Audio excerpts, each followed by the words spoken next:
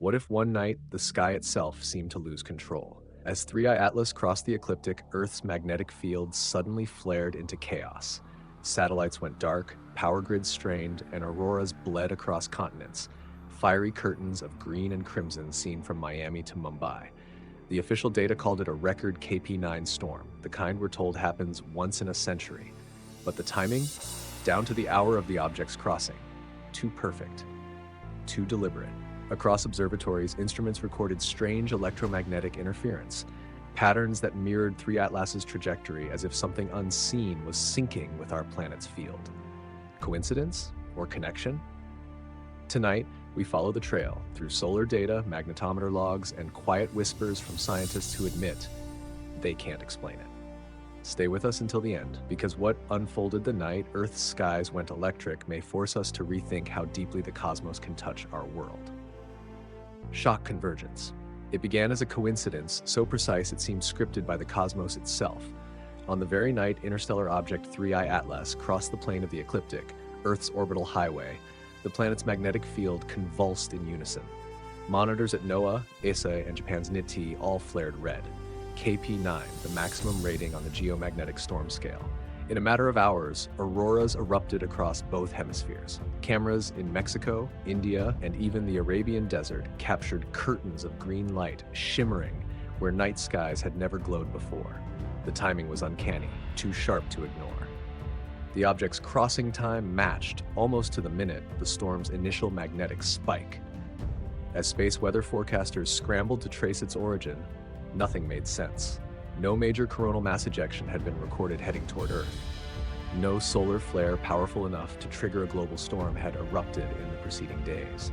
Yet the magnetometers were screaming, and satellites felt the shock. Power grids in Scandinavia flickered, GPS systems jittered, airline communications dropped across transpolar routes. The planet's magnetosphere had been punched, but by what? At that exact moment, telescopes following 3 Atlas noted a surge in reflected brightness, a sudden pulse in its photometric curve. Astronomers initially wrote it off as coincidence, a change in its rotational phase or reflective surface. But the symmetry was unnerving. As Earth's field destabilized, the interstellar visitor brightened. As the planet's systems strained under magnetic stress, the object drifted across the invisible line that separates the inner from the outer solar system. Coincidence or connection? No one could agree. In the days that followed, analysts at the Space Weather Prediction Center dug through terabytes of solar data. They expected to find the usual culprit, a high-speed solar wind stream from a coronal hole, or a stealth CME, a faint, slow ejection from the sun that slipped past early detection. But models didn't fit. The solar wind velocity was moderate, the interplanetary magnetic field had rotated unusually southward, and yet the storm's energy was immense. It was as if the magnetosphere had been waiting for a trigger, and something timed with 3i Atlas's passage had flipped the switch. Around the world, observers reported strange variations. Amateur radio operators picked up bursts of static that seemed to sweep across frequencies in rhythmic intervals. Ground-based magnetometers from Canada to Australia showed brief, synchronized oscillations. Even seismographs registered faint electromagnetic noise coinciding with the storm's peak. The media focused on the beauty, cities bathed in emerald light, mountain ridges glowing violet. But beneath the spectacle, scientists whispered about the precision. We don't see storms align with orbital events like this, one NASA plasma physicist admitted off record. There's usually noise, lag, or error. This was a perfect lock. Some researchers proposed an exotic scenario. Perhaps the interstellar object, moving through the solar plasma, had disturbed the heliospheric current sheet, the vast undulating magnetic surface that ripples through the solar system like a cosmic tide. When it crossed the ecliptic, it might have briefly altered local magnetic tension, allowing a sudden coupling between solar and terrestrial fields. Others dismissed it as statistical illusion. If you watch enough cosmic clocks, eventually two will strike the same second, wrote one skeptic from Caltech. But even he admitted the odds were strange. The geomagnetic peak was not just close, it was simultaneous. More unsettling was the pattern that emerged afterward. For 36 hours, auroras danced continuously across every inhabited continent. Instrument readings showed that Earth's magnetic field did not simply spike, it oscillated in complex waves, repeating every 6.7 hours, the same period measured in 3I Atlas's rotation light curve. A resonance, or random overlap? The data couldn't tell. In Greenland, magnetic observatories recorded a secondary surge just as 3I Atlas reached its maximum solar elongation, its farthest visible distance from the Sun as viewed from Earth. The storm seemed to echo the object's celestial rhythm, pulsing as it moved. Then something even stranger. During the storm's peak, the ACE spacecraft, stationed 1 million miles upstream at the L1 Lagrange point, detected a brief reversal in the interplanetary magnetic field. It flipped polarity for just under a minute before stabilizing. Such reversals are rare and typically linked to strong solar ejecta, but none were seen leaving the Sun. The reversal occurred at 2:11 UTC, the same timestamp astronomers recorded 3I Atlas's crossing of the ecliptic longitude matching Earth's orbital node. In the silence that followed, agencies offered cautious explanations. NASA described it as an unusually geo-effective combination of minor solar factors. ESA called it a perfect magnetic storm, though the phrase raised more questions than answers. Meanwhile, social media exploded with speculation. Was the interstellar visitor carrying a magnetic tail? Could it be wrapped in plasma from another star, interacting with our heliosphere in ways we hadn't modeled? To most scientists, the idea was impossible. To others, it was simply premature. Weeks later, when the magnetosphere finally calmed, researchers noticed something lingering in the data. The auroral oval, normally retreating to polar regions after storms, remained subtly expanded for days, as if Earth's magnetic field had been stretched and never fully relaxed. Satellite instruments measuring electron density in the upper atmosphere found anomalies still rippling through the ionosphere, concentrated along latitudes aligned with the object's trajectory. In a private symposium at the European Space Research and Technology Center, analysts reviewed composite plots of the event. The curves told a story few dared to publish. The storm began before measurable solar input. It wasn't driven from the Sun outward. It erupted from within Earth's magnetic sheath, something inside the magnetosphere, perhaps a shockwave from compressed plasma, perhaps a triggered reconnection, initiated the global response. But why then? Why the same hour that 3I Atlas crossed the ecliptic plane? Theories multiplied. A small faction speculated about interstellar plasma filaments, wisps of charged particles threading space between stars that might interact with the solar magnetic field. If 3I Atlas carried a sheath of ionized gas, it could have acted as a catalyst when intersecting Earth's orbit. Others floated more grounded ideas. A stealth CME arriving at just the right angle, masked by solar wind turbulence, coincidentally timed with the crossing. Yet, even these explanations required improbable alignment. In the weeks after, geomagnetic indices revealed another curiosity. Smaller storms followed in harmonic intervals, exactly 3, 6, and 9 days apart. The periodicity was too neat for random solar wind fluctuations. It was as if Earth's field had entered a rhythm, echoing an unseen frequency imposed from beyond. During one of those minor aftershocks, researchers at Arecibo's surviving radar installations operating in limited capacity detected faint radio backscatter from the upper atmosphere, pulses modulated at 7.1 Hz, a frequency unassociated with any known natural source. The signal vanished as the storm decayed. When confronted with these details, official agencies chose silence. The public narrative remained simple: a powerful geomagnetic storm, spectacular auroras, and unrelated celestial visitor. But inside observatories, the unease persisted. The alignment, the resonance, the recurring echoes, it all hinted at something orchestrated on a scale larger than any single solar flare. Months later, as 3I Atlas continued its outbound path, it dimmed, but never entirely.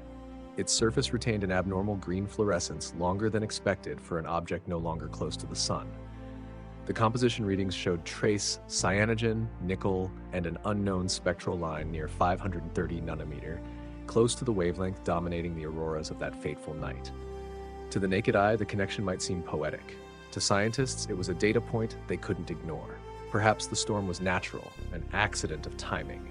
Perhaps the object's crossing simply gave humanity a front row seat to the largest space weather event in decades. Or perhaps for a brief moment, two cosmic systems, one planetary, one interstellar, resonated across magnetic space, revealing a synchrony we've yet to understand. The night Earth's skies went electric remains a riddle of precision. The numbers line up too perfectly, the signals too synchronous. And as 3i Atlas fades into the dark beyond Mars, the question remains, did we witness coincidence or contact between cosmic fields vast enough to rewrite our understanding of connection itself? 3i Atlas Basics. Before the storm, before the green skies and the flickering power grids, there was simply an object, quiet, distant, and almost overlooked. Officially designated 3i Atlas, it was only the third confirmed interstellar visitor ever detected passing through our solar system. The first was Oumuamua in 2017, a mysterious, tumbling shard whose acceleration baffled scientists. The second was 2i Borisov in 2019, a more conventional comet-like body. But 3i Atlas was different from both. Its timing, trajectory, and behavior made even experienced astronomers uneasy. Discovered by the Asteroid Terrestrial Impact Last Alert System (ATLAS) survey, the object was first spotted moving against the background stars in the outer solar system, exhibiting a faint greenish glow. Its orbital calculations revealed something extraordinary, a hyperbolic excess velocity, too high for it to be bound to the sun's gravity. It had come from beyond, just like its predecessors, but with a peculiar trajectory that seemed to graze the ecliptic plane at an angle lower than expected. This shallow approach made 3i Atlas unusually visible to Earth-based telescopes and, critically, meant it would cross the ecliptic very close to Earth's orbital path. The date projected for that crossing, the same week Earth's magnetosphere would be tested in ways not seen since the Carrington event. No one could have predicted the convergence. As astronomers refined its orbit, small anomalies began to emerge. Its light curve, the graph showing how its brightness changed over time, fluctuated unpredictably. Most objects brighten as they approach the sun and dim as they retreat.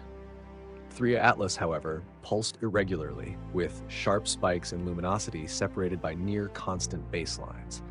Some scientists attributed it to rotation. Others noted that the spikes appeared synchronized with solar activity cycles. Even its color spectrum was puzzling. Observations from the Subaru telescope in Hawaii showed a strong emission near 530 nanometers, the same wavelength that gives auroras their characteristic green hue. At first, this was dismissed as coincidence or contamination from Earth's atmosphere. Later, when the KP9 storm erupted in the same spectral range, the coincidence grew harder to ignore. When it was first cataloged, 3i Atlas appeared to be roughly 250 meters long, but later radar imaging from Goldstone suggested a more complex shape, elongated, maybe bifurcated. It wasn't a smooth spheroid like a comet nucleus. It was irregular, possibly fractured. Radar echoes hinted at multiple reflective surfaces, perhaps shards rotating together in a loose formation. Some called it fragmentation. Others wondered if it was something else, an object designed to come apart. NASA's initial fact sheet on 3i Atlas described it as a carbonaceous body, rich in cyanogen and nickel, elements rarely found together in such proportions.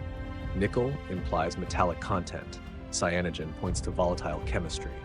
That combination suggested either a partially differentiated object, one that once had molten interiors, or contamination from some unusual stellar process.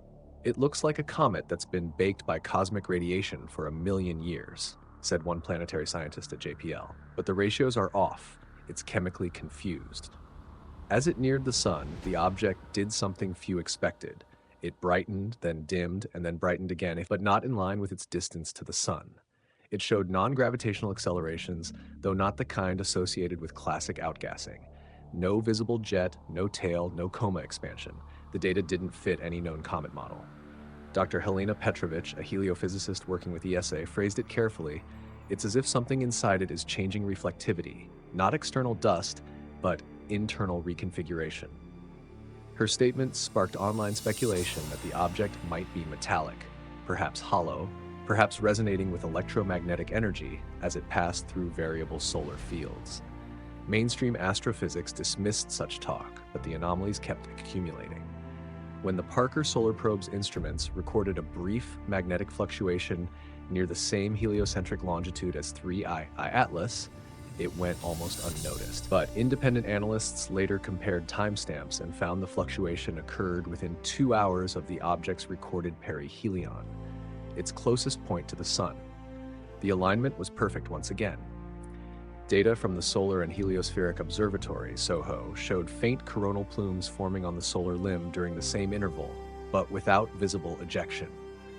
It was as if something had brushed against the solar magnetic surface, disturbing it, not erupting from it. For those tracking both 3I Atlas and the solar field, the implication was chilling. The object seemed to interact with magnetism itself, not through collision or radiation pressure, but through induction. That idea, electromagnetic induction on an interstellar scale, was almost heresy in modern astrophysics. Yet as plasma physicists reminded anyone willing to listen, the universe is a web of magnetic fields. We live inside a sea of charged particles, said Dr. Amari Shi of the Institute for Cosmic Plasma Dynamics. If an object with a distinct magnetic signature crosses that sea, it can induce effects across astronomical distances. Still, correlation is not causation. The data alone could not prove that 3I Atlas triggered anything on Earth, but it did provide a roadmap for questions no one had thought to ask before. Spectroscopic analysis from the JWST's near-infrared spectrograph revealed something else: strange absorption dips near 1.7 microns, suggesting a complex organic coating or perhaps an unfamiliar mineral matrix. In short, it looked neither fully rocky nor fully icy. Some compared it to interstellar slag, as though it had once been part of something larger, perhaps a fragment ejected from a destroyed planet or ancient cometary body circling another star. When ESA released its orbital simulation video, something subtle caught the attention of viewers. During its ecliptic crossing, 3I Atlas's projected path nearly overlapped with Earth's magnetic equator. Not spatially, but temporally. As the object reached the 0-degree inclination line, Earth rotated through the same sector of interplanetary magnetic field, experiencing southward pressure. In other words, at that moment, the planet's shield was at its most vulnerable alignment, facing directly into the solar wind. To most, it was just math. To some, it was an alignment that felt deliberate. And then came the coincidence that changed everything. Within hours of the crossing, the KP index, Earth's geomagnetic storm scale, spiked from 5 to 9, the highest possible reading. Global auroras followed, stretching far beyond the polar caps. When researchers revisited the orbital data in the weeks that followed, they found one last curiosity. 3I Atlas's velocity vector had shifted slightly after the event, deviating by an amount too small to attribute to measurement error, but too large to ignore. It wasn't a gravitational perturbation. No nearby body could have produced it. It's as if the object reacted to something, said one analyst, as if it felt the storm. By then, 3I Atlas was already outbound, heading back toward interstellar darkness. Observers noted that its surface still glowed faintly green even as it receded beyond Mars's orbit. The luminescence should have faded as its distance from the sun increased, yet it persisted. Steady, calm, unexplainable. On message boards and within closed astrophysics groups, one term began to circulate quietly: resonant interaction. The idea that 3I Atlas, by crossing the ecliptic during a particular phase of the solar magnetic cycle, had somehow synchronized with the electromagnetic environment of the inner solar system. The hypothesis was far from accepted, but its implications were vast. Could interstellar bodies carry magnetic signatures from their home systems? Could those signatures interact with local starfield geometries when passing through? If so, it would mean interstellar objects are not merely visitors of rock and ice. They could be messengers of magnetism, carrying encoded fields from alien suns. Mainstream publications avoided that phrasing, but even cautious researchers admitted there's something atypical about 3 Atlas's behavior. Its crossing came at the intersection of solar cycle peaks, geomagnetic extremes, and planetary alignments. The math shouldn't have aligned, but it did. For now, scientists frame it as coincidence, an elegant alignment of unrelated phenomena. Yet, in the quiet corners of observatories, the object's data remains under review, reanalyzed with every new instrument upgrade. Its spectral fingerprint is unlike any other interstellar visitor. It came from beyond, crossed through our system at the exact moment the Earth's magnetic heart convulsed, and left without a trace, except for the lights that turned the night sky into an ocean of fire. 3I Atlas remains both a name and a riddle. Was it a messenger, a trigger, or a silent passenger on the tides of cosmic magnetism? The data says nothing. The timing says everything. May 2024 Geomagnetic Storm Electrify. It began quietly, just another routine update in NOAA's space weather bulletin. A minor solar wind enhancement was expected, nothing more. But on May 10th, 2024, something changed. Without warning, magnetometers across the planet began to record a steep, violent fluctuation in Earth's magnetic field. Within hours, the Space Weather Prediction Center issued the words no one expected to see in this solar cycle. G5, Extreme Geomagnetic Storm in progress. The last time Earth had seen a storm of that magnitude was in 2003, during the so-called Halloween storms. But this one was different, faster, broader, and strangely symmetrical. The KP index, which measures geomagnetic disturbances on a scale from 0 to 9, went straight to 9 and stayed there for nearly 36 hours. Across the world, the sky came alive. In the southern hemisphere, crimson auroras spilled across the skies of Chile and Argentina, shimmering over vineyards and city streets. In the north, electric greens and purples painted the horizon as far south as Arizona, Texas, and the Mediterranean coast. Pilots flying over the Atlantic reported curtains of light undulating above the clouds like living organisms. For a brief window of time, the night sky looked alien, but beauty disguised disruption. The magnetic surge that painted the heavens also hammered the planet's infrastructure. GPS networks faltered. High-frequency radio signals collapsed. Satellites drifted off course as radiation sensors tripped into protective shutdowns. In Sweden and Finland, sections of the power grid were deliberately taken offline to prevent transformer overloads. Commercial airlines rerouted their polar flights, fearing radiation spikes. Even pipelines in Canada registered induced currents strong enough to trigger safety alarms. What made the event so strange was not only its strength, but its origin. No one saw it coming. Normally, a geomagnetic storm this powerful is preceded by a clear cause, a coronal mass ejection, CME, hurtling from the sun, a major solar flare, or at least an eruptive filament visible on solar images. But in this case, the sun was relatively calm. NASA's Solar Dynamics Observatory showed no significant flare activity in the preceding 72 hours. The coronagraph images from SOHO revealed a faint halo, but too weak to be the source of a planet-wide disturbance. It shouldn't have happened, one researcher admitted on a live stream as data poured in. There's nothing on the sun that matches this. As instruments tried to trace the disturbance, the solar wind data from the DS-COVER and ACE satellites showed an unusual pattern. The Interplanetary Magnetic Field, IMF, abruptly rotated southward and stayed locked in that orientation for hours, creating a perfect magnetic connection with Earth's northward field lines. This is what allows solar plasma to pour directly into the magnetosphere. But what caused such an enduring rotation remained a mystery.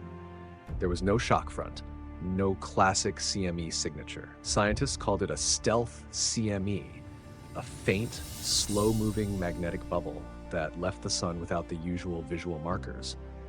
But even that explanation was unsatisfying. The energy levels were off by orders of magnitude. Something had amplified the interaction between the solar wind and Earth's magnetic field. It was almost as if Earth had stepped into a magnetic pocket, a region of space already charged with tension, right at the wrong time. The timing became even more unsettling when astronomers realized what else had occurred that same day. 3 Atlas crossed the ecliptic, the very plane where Earth and most of the planets orbit the sun. The intersection was purely geometric, a spatial coincidence. Yet it happened within hours of the storm's first magnetic spike. At first, no one mentioned it publicly. The interstellar object was far too distant to have any physical effect. But when data analysts compared magnetometer readings with the object's orbital data, they noticed an eerie synchronization. The first surge in the magnetosphere began almost precisely as 3I Atlas entered heliocentric longitude 178 degrees, Earth's magnetic subsolar point for that day. Coincidence, perhaps, but in space weather, coincidences that perfect are rare. While mainstream agencies focused on solar explanations, independent researchers began connecting dots others refused to touch. The heliospheric current sheet, the massive undulating magnetic surface that spirals outward from the sun, was in a transitional phase. Earth's orbit at that time intersected one of its dense folds, regions known for magnetic turbulence. If 3I Atlas had its own weak magnetic field or carried plasma from its origin system, it might have distorted that sheet as it crossed. Even a tiny disturbance could, in theory, cascade through the solar wind and intensify coupling with Earth's magnetosphere. It was only a hypothesis, but the mathematics of the timing were unsettling. As the storm reached full force, instruments on the ground began detecting unprecedented currents. The DST index, a measure of geomagnetic depression, plunged below 400 nentas, a value comparable to the Carrington event of 1859. It wasn't just the magnitude, it was the consistency. Instead of chaotic peaks and dips, the storm's waveform looked almost rhythmic, pulsing in intervals. Some analysts noted that the period of those pulses, about 6.7 hours, matched the rotational signature observed in 3I Atlas's light curve. Again, the numbers aligned too neatly. Meanwhile, auroras defied explanation. Typical geomagnetic storms produce oval-shaped auroral zones centered around the magnetic poles. This time, satellite imaging revealed an almost symmetrical ring encircling the globe, as though Earth itself had become a single luminous sphere. In Antarctica, cameras captured faint spirals rotating counterclockwise, a motion consistent with magnetic field inversion. Even more puzzling were the sounds. Across northern Canada and Alaska, witnesses reported hearing faint pops and crackles like static in the air. One pilot described it as a soft hissing that followed the light. Normally, auroras are silent, but in extreme storms, ionized air can generate faint acoustic discharges. Recordings analyzed later confirmed frequencies between 7 and 12 Hz, frequencies close to the human brain's alpha wave range. In Finland, researchers at Sodankylä Geophysical Observatory logged electromagnetic fluctuations that eerily matched Schumann resonance bands, the global frequencies at which lightning excites Earth's atmosphere. For a brief moment, the planet's electrical heartbeat had quickened. Then came the blackout. At 0211 UTC, magnetometer data from Canada, Russia, and Japan all showed a sudden drop, an instantaneous collapse in the horizontal component of Earth's field. Power stations in Quebec and parts of Norway reported automatic shutdowns as protection systems tripped. The drop lasted only seconds, but its precision was startling. The same timestamp was later confirmed as the exact moment 3I Atlas reached the ecliptic crossing node. No one mentioned that detail publicly, but in private communication threads among astronomers, screenshots circulated. The pattern was undeniable. The next morning, the world woke to glowing headlines about the Great Aurora of 2024.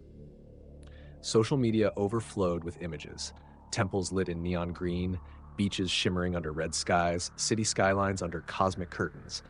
The beauty overwhelmed the fear. For most, it was simply a once-in-a-lifetime spectacle. But for the scientists watching the numbers, it was a message written in magnetism. When the storm finally subsided 2 days later, residual fluctuations lingered. Satellite data revealed that the magnetosphere had expanded irregularly, an asymmetry that took weeks to stabilize.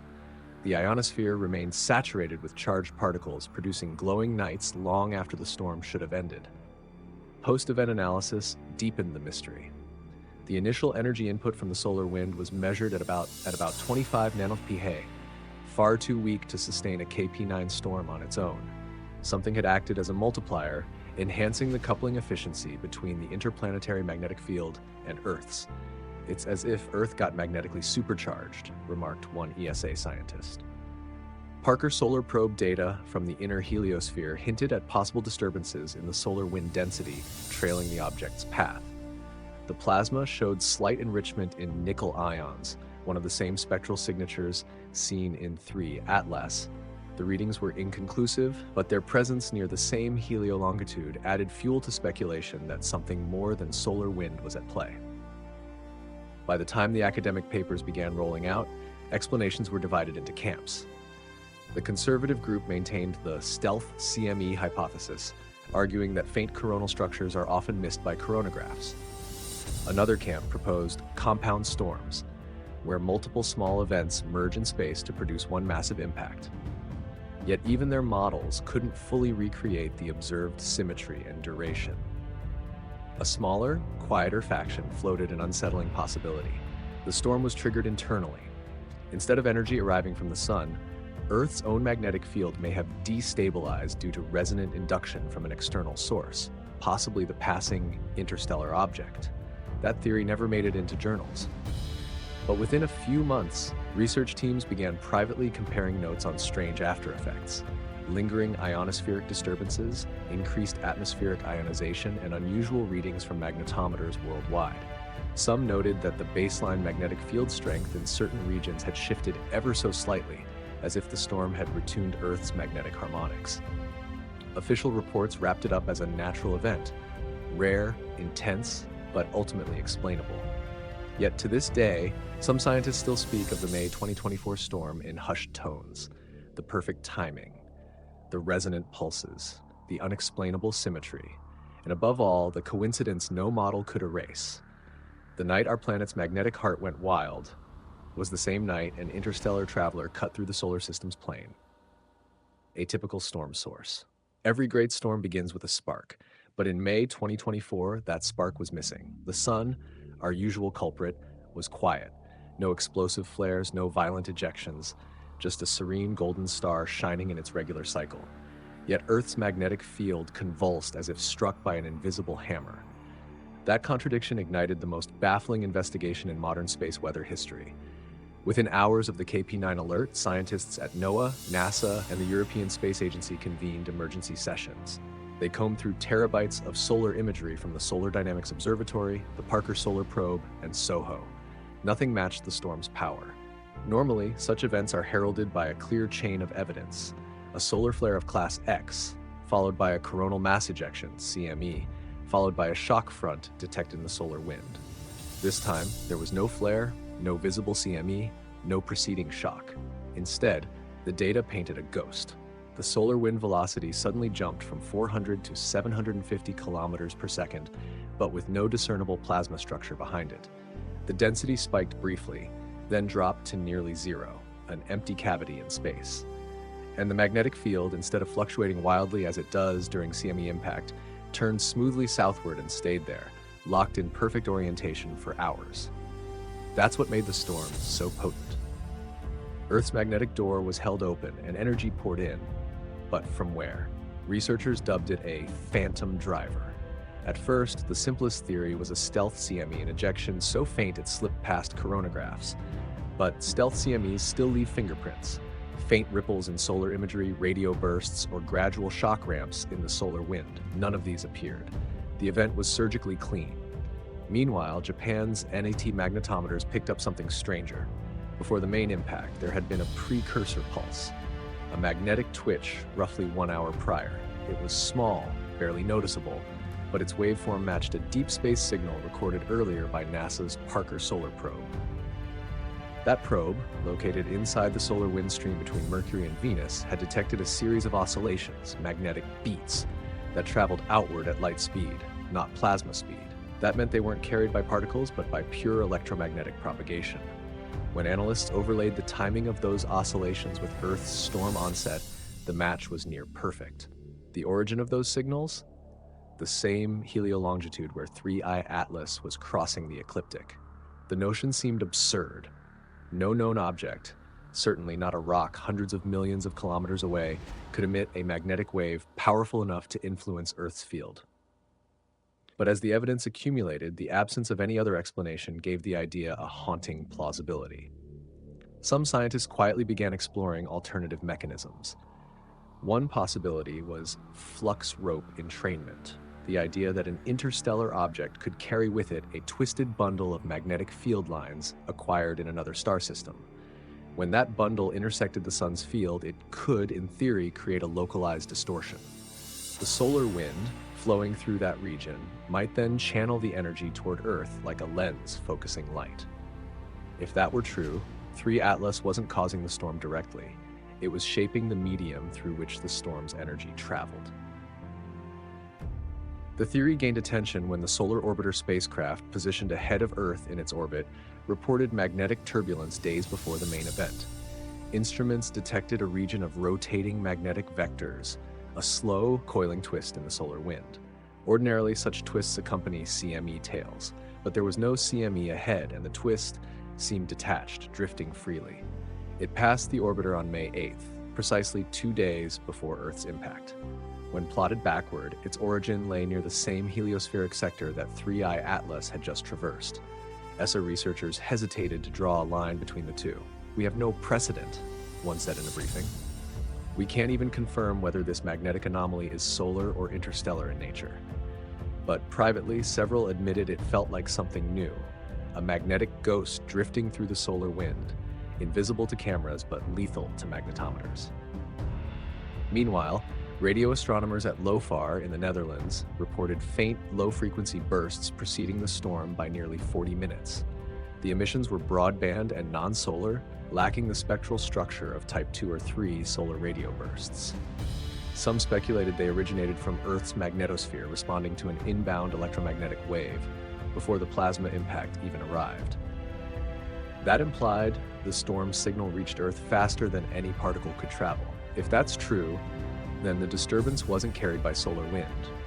It arrived as a pure electromagnetic precursor, something akin to a cosmic lightning flash before the thunder. Around this time, independent researchers noted another bizarre coincidence. The Interplanetary Magnetic Field, IMF, recorded at L1 rotated almost exactly 180 degrees during the event, flipping north to south and back again with clockwork precision. The midpoint of that rotation, Euro 211 UTC, aligned exactly with 3I Atlas's geometric ecliptic crossing. The synchronization bordered on impossible. NASA's official storm post-analysis tried to smooth over the anomalies. In their public summary, they attributed the event to a compound interaction between two faint solar ejecta. But in the fine print, buried deep in the appendix, a single sentence admitted that the energy transfer efficiency remains anomalously high relative to measured solar wind parameters. Translation: the math didn't work. For the researchers who couldn't stop thinking about it, that sentence was everything. Dr. Liu Wen, a solar physicist at Beijing's National Space Science Center, began analyzing archived data from the Parker probe's Fields instrument. She noticed subtle waveforms, quasi-periodic pulses repeating every 402 seconds, appearing consistently as 3I Atlas approached the Sun. They grew stronger near its perihelion, then faded afterward. When Earth's storm erupted, those same 402-second pulses reappeared, buried within the magnetosphere data. "Like an echo," she wrote in her preliminary note, "as if the signal had traveled through the Sun itself and reached us delayed." If that were true, it would suggest a chain of resonance, a vibration initiated near 3I Atlas's path, transmitted through the solar magnetic network and amplified upon reaching Earth, a kind of cosmic tuning fork. Skeptics dismiss this as correlation hunting, but the coincidences multiplied. Auroral spectrographs from Canada, Norway, and Japan all recorded a dominant emission line at 530.3 nanometers, the forbidden oxygen line that paints the auroras green. Curiously, it was the same wavelength that dominated 3I Atlas's reflectance spectrum. No one could prove a connection, but nature has a cruel sense of humor when it comes to coincidence. Then came the outlier report from the MAVEN spacecraft orbiting Mars. 2 days before Earth's storm, MAVEN's magnetometer detected a transient spike, an unexplained magnetic compression in the Martian sheath. It lasted only 90 seconds, but carried the same directional signature as the later Earth event. The spacecraft was nowhere near a CME path. The timing aligned instead with the moment 3I Atlas passed the orbital plane between Mars and Earth. For heliophysicists, it was a nightmare scenario.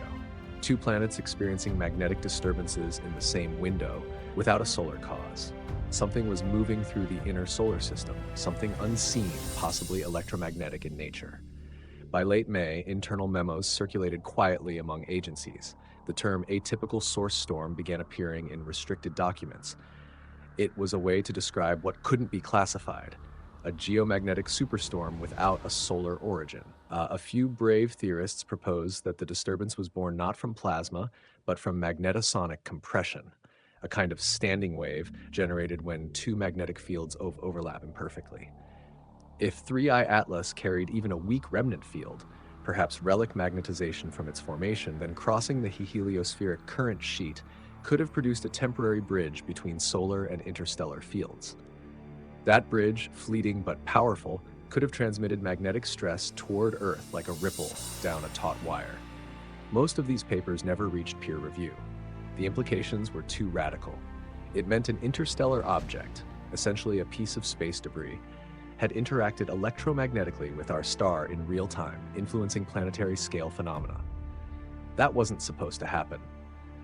But quietly, data analysts noticed new language in NASA's subsequent storm classification manual. For the first time under primary drivers, a new line appeared beneath CME and coronal hole high-speed stream. Open quote, Category C, non-solar magnetic disturbance, source under investigation. Close quote, taught publicly, it meant nothing. But to those who tracked the event from the beginning, it was an admission. The 2024 storm didn't fit any known category. Months later, as 3I Atlas retreated toward the outer planets, instruments picked up faint aftershocks, minor magnetic ripples echoing through the heliosphere, decaying like aftertones from a struck bell. The sun remained quiet, yet the space between planets hummed with residual tension. Something had passed through, leaving the solar system slightly changed.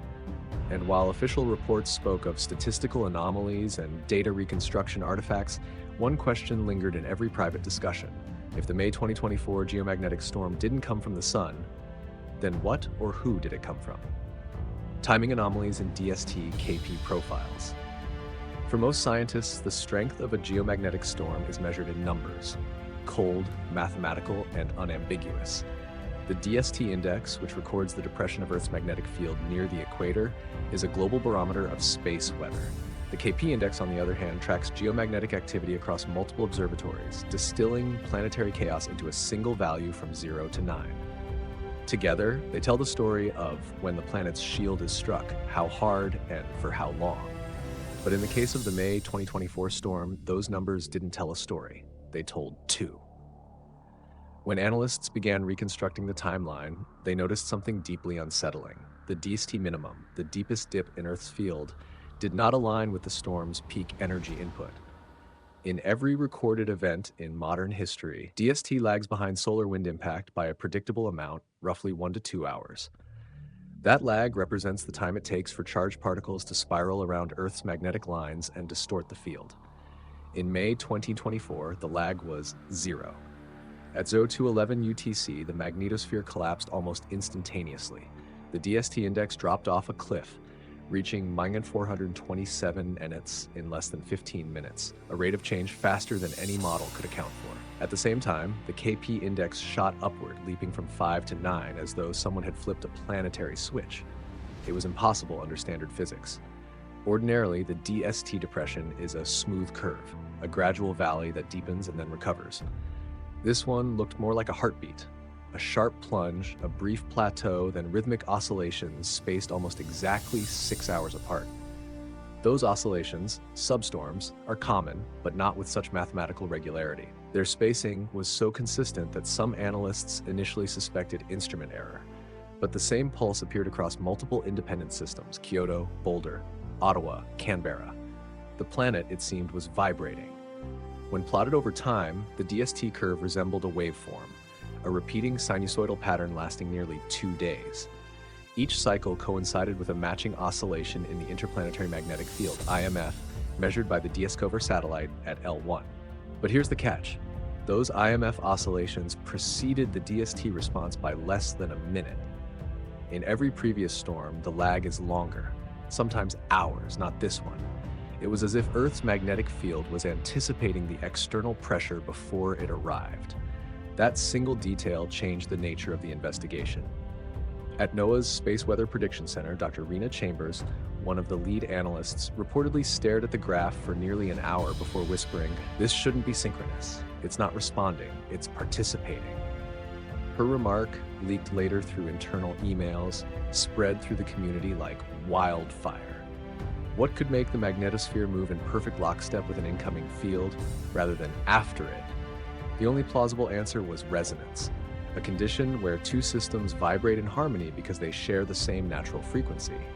But that required the external driver to know, somehow, the frequency of Earth's magnetic cavity. And that was precisely what no one could explain. As more data came in, the anomalies deepened. The KP index values from ground stations displayed microfluctuations repeating every 402 seconds. The the same period later identified in 3I Atlas's optical light curve. Those microbursts were faint but global, detected simultaneously on opposite sides of the planet. Some geomagnetic experts described it as a magnetic heartbeat, an oscillation embedded within the broader chaos of the storm. When the planetary magnetometer network was synchronized and overlaid with solar wind readings, another strange pattern emerged. The onset of each pulse was slightly early, arriving at Earth before the corresponding wavefront in the solar wind could physically travel from L1. The time difference was small but measurable, between 38 and 42 seconds. That defied the fundamental rule of cause and effect. The driver cannot arrive after the response. For skeptics, the explanation was obvious: calibration errors. Maybe the clocks were off or telemetry packets misaligned, but multiple independent networks confirmed the timestamps. Even Japan's geomagnetic array, using a completely different time base, showed the same lead. Earth was responding to something before the solar signal reached it. When European Space Agency scientists reprocessed the data with higher temporal resolution, they found the same anomaly embedded in the DST derivative. The initial downward slope of the index, representing the moment Earth's magnetic field began to weaken, occurred precisely 2 minutes and 6 seconds before the detected arrival of the interplanetary shockwave at L1. No human error could account for that. The measurements were automated, cross-validated, and time-stamped by atomic clock. It was as if the planet's field had felt the blow before it came. Speculative explanations began circulating in encrypted astrophysics forums. One theory suggested a propagating electromagnetic precursor, a wave of pure magnetism traveling faster than the solar plasma, warning of the coming storm. Such precursors have been theorized in magnetohydrodynamic simulations but never observed in reality. Another possibility was even stranger: that Earth's field and the driver's field were already coupled across a magnetic flux tube, allowing instantaneous transmission of changes along the line. That concept wasn't entirely new. During ordinary solar storms, scientists observed magnetic conjugacy, when disturbances at one pole instantly mirror those at the other, suggesting information travels faster than particles can. But this event extended the concept beyond Earth, to the space between planets. Somewhere along the Sun-Earth line, two magnetic fields were synchronized. The most daring speculation pointed to 3I Atlas. The object's crossing of the ecliptic happened precisely as the first DST plunge began. Its hyperbolic trajectory intersected the same region of the heliospheric current sheet, then connected to Earth's magnetic sector. If 3I Atlas carried a remnant magnetic signature, say an embedded ferromagnetic core or trapped plasma sheath, it might have acted as a conductor, linking distant magnetic domains. That hypothesis bordered on science fiction, yet the math refused to cooperate with conventional physics. When investigators plotted DST minima against solar wind pressure, they discovered a phase mismatch. The strongest depression occurred not when the pressure peaked, but during a lull, exactly when 3I Atlas crossed heliolongitude 179 degrees. In plain terms, Earth's field weakened most, not when the solar wind slammed hardest, but when the interstellar object aligned closest to our magnetic plane. The numbers spoke with unnerving precision. Another curiosity arose in the recovery phase, the period when Earth's magnetic field rebounds after a storm. Normally, recovery follows an exponential curve as the ring current dissipates, but this time the recovery showed discrete steps, quantized jumps upward, each separated by roughly 6.7 hours. Those jumps corresponded again to the object's measured rotation period. Each time 3I Atlas completed a spin, Earth's magnetosphere twitched upward as if tethered by invisible thread. Even weeks later, when the storm had officially ended, magnetometers still detected faint echoes at the same interval, gradually fading as the object receded beyond Mars's orbit. By now, researchers across multiple institutions were quietly acknowledging what none dared publish. The DST and KP indices were entangled with something external, non-solar, and rhythmically precise. At NASA's Goddard Space Flight Center, internal memos discussed non-causal synchronization events. The phrase alone betrayed the unease behind closed doors. One particularly sensitive document described the DST profile as non-stationary, resonant, possibly phase-locked to an unknown oscillatory driver. In simpler terms, Earth's magnetic field was dancing to someone else's rhythm. Yet even amid the strangeness, there were patterns, echoes of familiarity hidden inside the chaos. Historical archives showed only two previous storms with similar zero-lag DST responses, one in February 1872 and another in March 1940. Both occurred during periods of minimal solar activity, and both produced auroras visible near the equator. The DST reconstructions from those eras, though crude, hinted at similar harmonic oscillations. Could this be a recurring phenomenon, one that only reveals itself when an external magnetic signature passes near Earth's orbit? When the data from May 2024 was filtered through spectral analysis, a faint modulation appeared near 0.0025 Hz, corresponding to a period of roughly 6.6 hours. The same fundamental noted in multiple 3I Atlas datasets. The repetition was undeniable. Every 6+ hours, the magnetosphere pulsed, faintly but globally. Dr. Elena Kuznetsova of Moscow State University described it in a private interview. It was as if the Earth itself was listening to a metronome in space. Each beat synchronized perfectly with the object's spin period. No other solar parameter fits that frequency. Even more baffling was how clean the data was. No random noise, no chaotic spikes. It was too ordered, too precise. As one analyst put it, this storm behaved less like weather and more like music. By mid-2025, most agencies had quietly buried the anomaly under sanitized summaries. Publicly, the May 2024 storm remained a record breaker, a beautiful reminder of the sun's power. But internally, a different narrative lingered, one of symmetry, precision, and timing too perfect for randomness. When 3I Atlas finally left the inner solar system, the last measurable echo in DST faded. The indices returned to normal, the resonance stopped, and Earth's field regained its quiet hum. But those who studied the data couldn't forget what they'd seen. A geomagnetic storm that anticipated itself, an Earth that responded before being struck, and an interstellar traveler whose rhythm somehow aligned with the heartbeat of our planet. The numbers remain archived, immutable, waiting for the next time an object from the deep between stars crosses the ecliptic, and the world's magnetic pulse begins to move in time once more. Magnetic alignment with the ecliptic lens. In every solar cycle, there are patterns, predictable, rhythmic, almost melodic in their precision. The sun's magnetic field flips every 11 years, the solar wind ebbs and flows, and the planets drift through the heliospheric current sheet, a vast, wavy membrane of magnetism that extends from the sun like an invisible ocean. It is along this sheet, this razor-thin divide between magnetic polarities, that the most delicate cosmic interactions occur. In May 2024, when 3I Atlas crossed the ecliptic, Earth happened to be traveling through one of the most magnetically sensitive regions of that sheet. The geometry was perfect, almost unnervingly so. The sun's magnetic equator and the solar system's orbital plane had aligned within less than 1 degree, a condition that occurs only a few times per solar cycle. When this happens, the heliospheric current sheet flattens, like a calm sea reflecting the sun's light. Small perturbations, even subtle ones, can ripple across vast distances with extraordinary efficiency. The timing couldn't have been more exact. At 2:11 UTC, as 3I Atlas cut through the ecliptic plane, Earth's magnetic field was facing the sun nearly head-on, tilted only a few degrees northward. The planet's magnetopause, its protective bubble, was compressed by steady solar wind pressure, sitting closer to the surface than usual. This meant that any change in the interplanetary magnetic field, IMF, could couple directly with Earth's magnetosphere. In that fragile equilibrium, one magnetic twist could set off a planetary storm. And that's exactly what happened.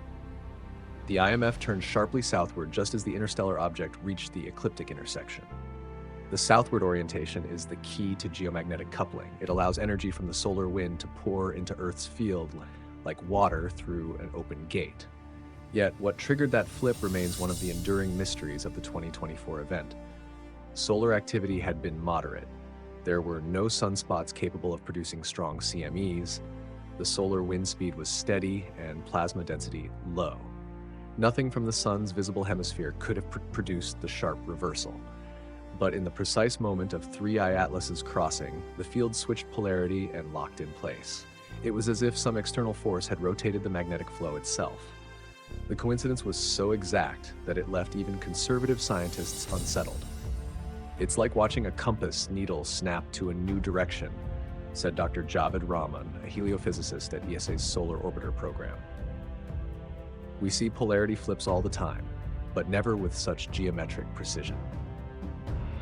To understand why this alignment was so peculiar, one must understand the architecture of the solar magnetic system.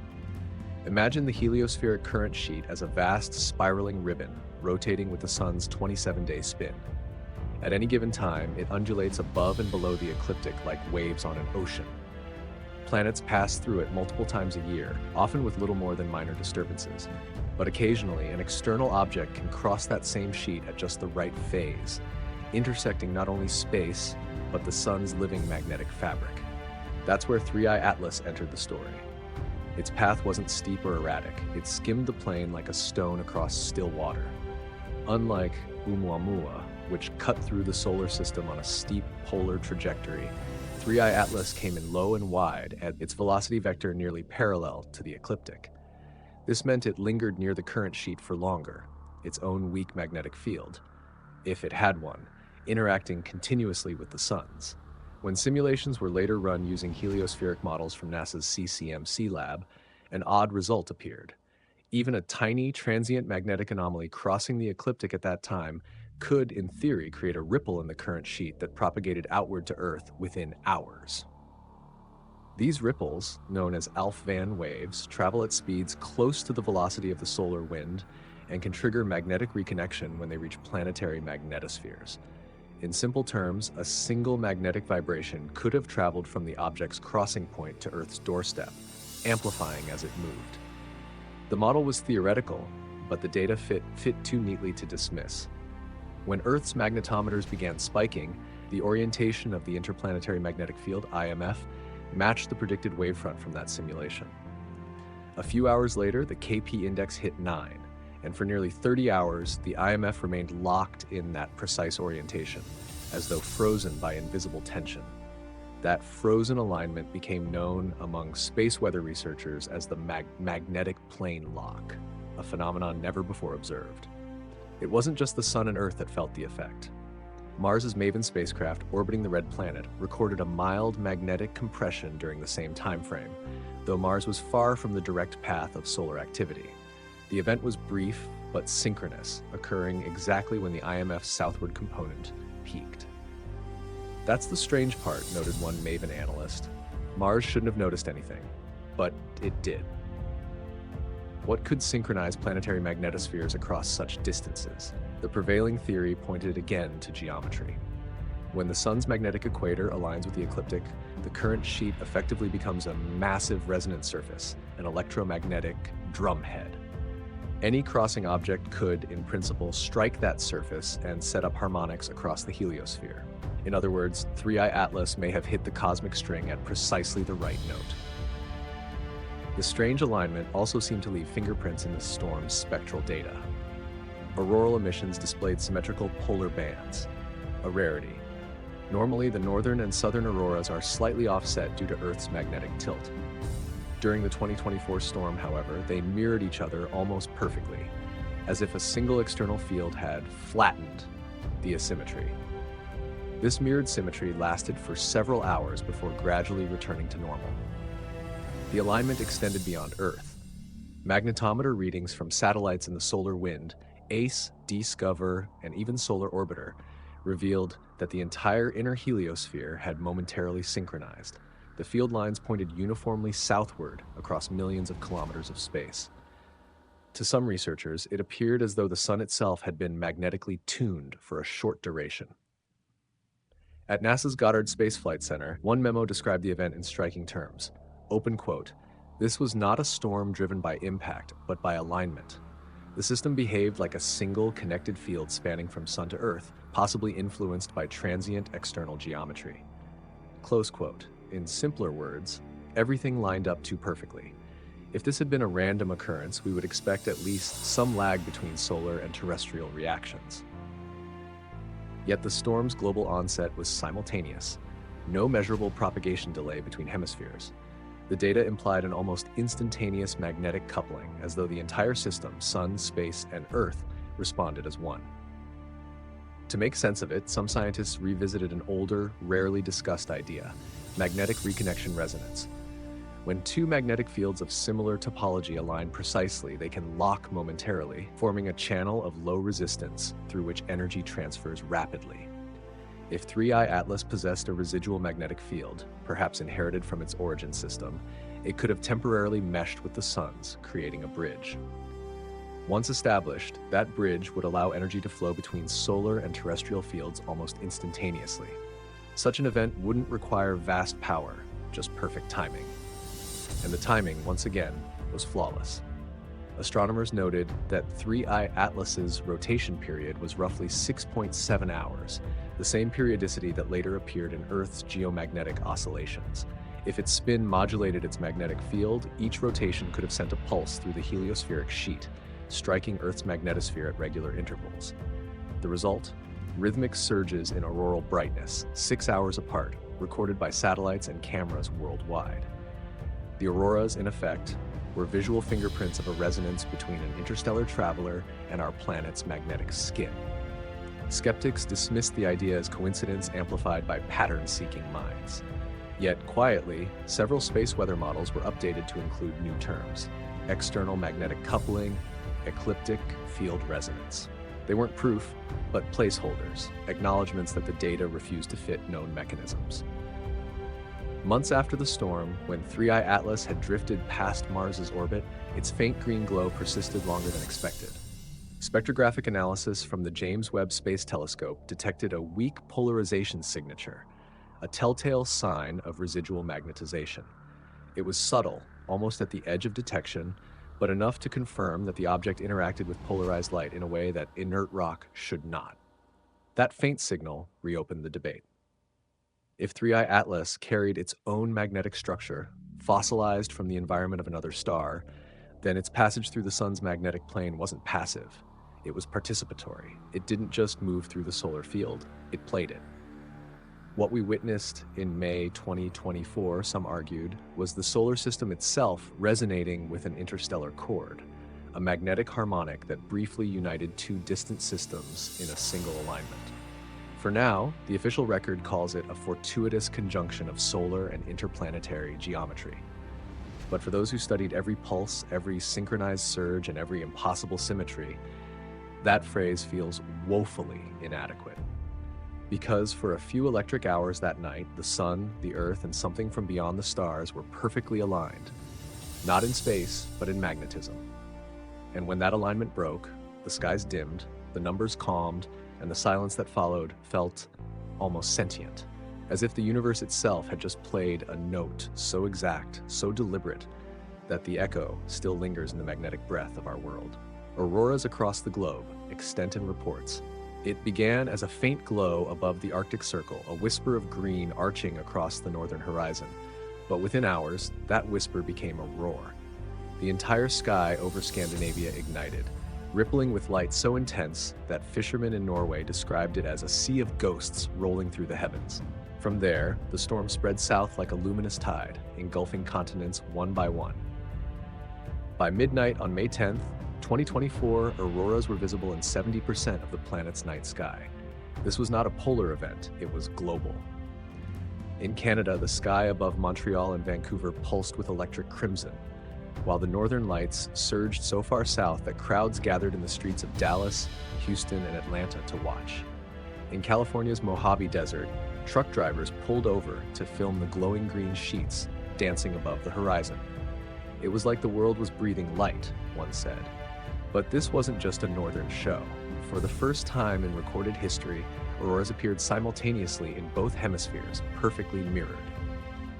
Over New Zealand, a violet dome shimmered above the southern Alps, mirrored at the same latitude north over Scotland. Observatories confirmed the synchronization down to the minute. Normally, auroras in the north and south move independently, driven by asymmetric magnetic flows. On that night, they were twins, locked in a mysterious symmetry no model could explain. Even more baffling was the scale. Satellite imagery from NASA's Suomi NPP showed the auroral oval swelling until it nearly encircled the entire planet. The visible glow extended from pole to pole, forming a diffuse ring that could be seen from orbit, like a halo around Earth. Astronauts aboard the International Space Station reported being surrounded by light, enveloped by emerald curtains that twisted and folded in every direction.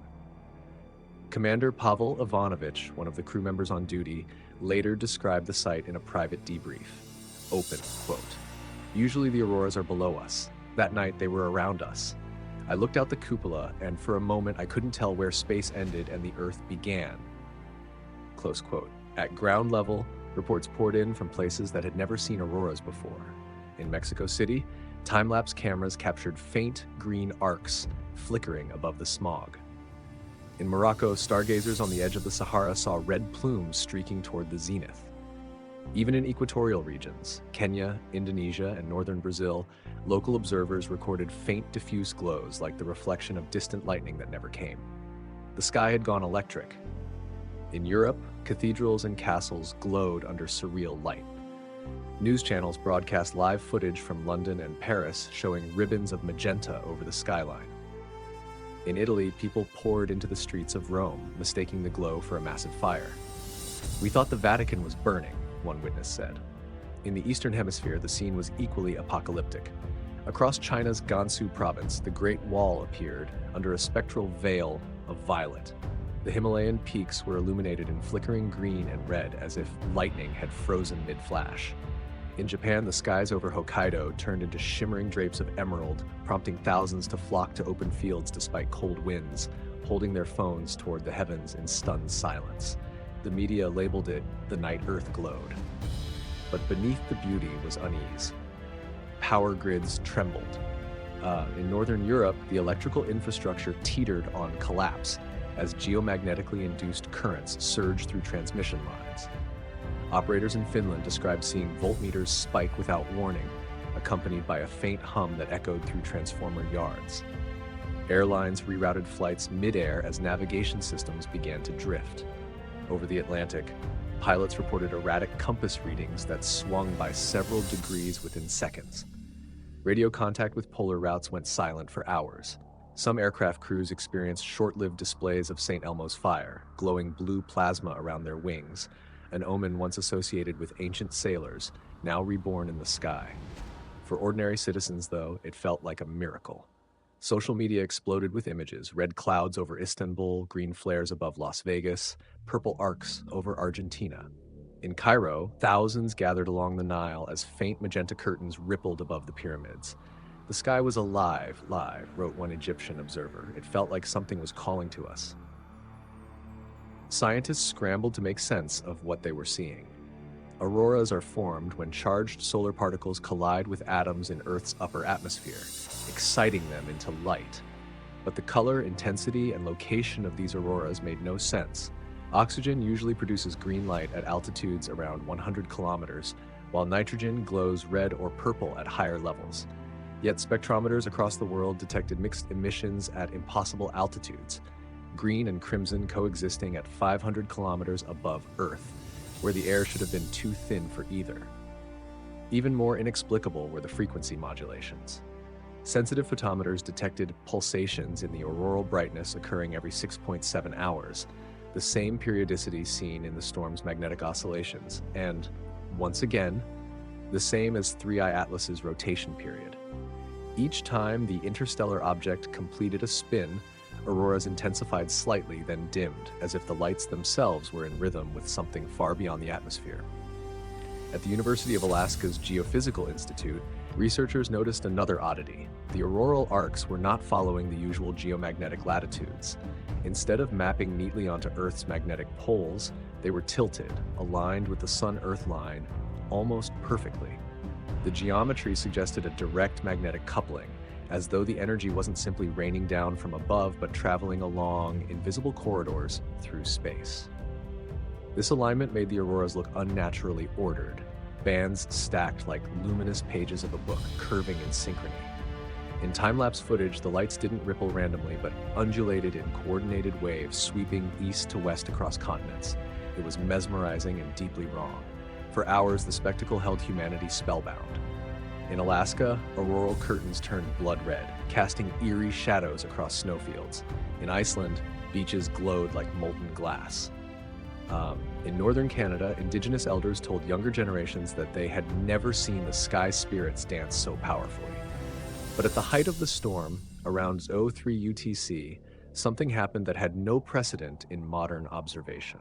Satellites measuring ionospheric density detected a global mirror surge, a simultaneous rise in charged particles on both the day and night sides of Earth. In other words, the entire atmosphere fluoresced at once. Auroras that should only appear on the dark side began flickering faintly on the daylight side, too, visible even against the sunlit sky as faint green veils near the poles. People in Sweden described seeing ghostly curtains even at noon. It was like watching dawn bleed into day, one witness said. Astronomers compared notes and realized that the glow's symmetry, north-south, day-night, was unprecedented. The magnetic field lines connecting both hemispheres were oscillating together, their resonance powered by a continuous wave pulsing through the magnetosphere. That pulse, when decoded from magnetometer data, revealed a harmonic pattern identical to the spectral curve of 3I Atlas's light variation. Every crest and trough matched. It was as though the auroras were singing the object's rotation into color. The global response was awe, fear, and fascination. Some called it a cosmic warning. Others saw divine symbolism. Conspiracy theories spread instantly, claims that governments were covering up an interstellar encounter, or that Earth's core had been magnetically pinged by an outside force. NASA and ESA issued statements attributing the storm to a combination of unusually efficient magnetic coupling and high-speed plasma inflow. But privately, many within the agencies were unconvinced. Even after the storm subsided, residual glows persisted for days. In Greenland, faint auroral bands lingered on the horizon during what should have been polar daylight. In Australia, photographers captured low-latitude glows 2 nights after the KP index had dropped. These ghost auroras, as they were dubbed, pulsed irregularly at the same rhythm detected during the peak event. When satellite images were later analyzed, a strange phenomenon emerged: concentric rings of faint ionization encircling the poles, visible in ultraviolet light. They weren't static, they expanded outward in waves as if Earth's magnetosphere had been struck by a drumbeat. The pattern repeated every few hours until it finally dissipated, leaving the field quivering like a string returning to silence. The event's beauty was undeniable. But for scientists who understood what those colors meant, electrons colliding, magnetic lines reconnecting, plasma flowing through atmospheric veins, it was also terrifying. The auroras were no mere light show. They were visible signatures of an energy transfer so massive that it bent the laws of expectation. And through it all, the numbers refused to align with the sun's output. The solar wind data was too weak, the pressure too low, the IMF angle too steady. The storm's magnitude was out of proportion to its supposed source. It was as though something else, something perfectly timed with the interstellar visitor, had opened Earth's magnetic gates from the inside. When the skies finally dimmed, there was an eerie quiet. The world returned to darkness, but not normalcy. Power systems stabilized, communications resumed, and the spectacle faded into memory. Yet in the polar archives of every magnetometer, in the terabytes of data from every observatory, the same pattern remains etched. A global aurora, synchronized with a cosmic crossing. The lights had spoken in the language of fields and frequencies, and for one electric night, every continent on Earth listened. Electromagnetic interference and instrument anomalies. While the world gazed upward at the glowing heavens, far below that beauty, buried in laboratories, observatories, and control rooms, machines began to fail. Screens froze, sensors spiked. Instruments that had measured Earth's magnetic pulse for decades suddenly returned readings that made no physical sense. It started small, almost invisibly, as the KP index began to climb. At NOAA's Boulder magnetometer array, a faint oscillation appeared in the baseline, tiny fluctuations in amplitude repeating every 6.7 hours. Technicians assumed it was noise. But as the storm intensified, the noise became a pattern, then a pulse, synchronized across multiple stations. The pulse was everywhere, from the high-latitude observatories in Tromsø, Norway, to the mid-latitude stations in Colorado and South Africa. The frequency was identical to the one already haunting the event, the same rotation period measured in 3I Atlas's light curve. Coincidence, again. But the pattern wouldn't stop repeating. Then came the interference. At 0209 UTC, just 2 minutes before the DST index crashed, the Supermag global magnetometer network went offline in bursts, not from data loss, but from saturation. The analog to digital converters in the sensors overloaded, freezing mid-read. It was as if the Earth's field had suddenly surged beyond measurable limits, though post-event calibration confirmed it hadn't. The system didn't know how to interpret what it was seeing, said one engineer later. The waveform wasn't just strong, it was unnatural. The same hour, at the European Space Agency's ESTRAC ground stations, downlink communication to multiple spacecraft, including Solar Orbiter, Mars Express, and Gaia, dropped out simultaneously. Not for minutes, but for a precise window of 67 seconds. Engineers noticed that when contact returned, their receivers had logged phantom signals, bursts of broadband static centered around 530 megahertz, exactly the optical frequency corresponding to the green auroral emission line that dominated the sky. The correspondence between a visible light wavelength and a radio frequency made no sense. It was as though our receivers were picking up light through magnetism, one technician remarked in confusion. And then, across the world, other instruments began to join the chorus. In Japan, the Kakioka Geomagnetic Observatory reported that its fluxgate magnetometers, devices designed to measure subtle field variations, had recorded a burst of oscillations far exceeding their dynamic range. The data looked digitalized, as if the magnetic field had momentarily turned into a square wave. For exactly 11 seconds, the field jumped between two fixed states, on-off, in perfect rhythm. The waveform was so mathematically regular that analysts initially thought it was a software glitch. But backup analog chart recorders, still running on paper drums, showed the same thing, drawn as sharp rectangular peaks. A natural magnetic field doesn't behave that way. It doesn't quantize, it doesn't flip in discrete bits. Meanwhile, in Antarctica, the Amundsen-Scott station registered something stranger still, an inverted field pulse, a brief moment when the magnetic polarity literally reversed, then corrected itself. The event lasted less than half a second, but its signal traveled through the global magnetometer network like a heartbeat. No known physical mechanism could flip Earth's field, even locally, without catastrophic consequences. Yet, the instruments confirmed it. Some researchers began to suspect instrument contamination, a current induced by geomagnetically driven ground loops. But the anomalies weren't limited to ground systems. In orbit, satellites fared no better. At a 211 UTC, the Swarm A satellite, operated by ESA to map Earth's magnetic field, went into autonomous safe mode. Its onboard vector field magnetometer detected non-physical input before shutting down.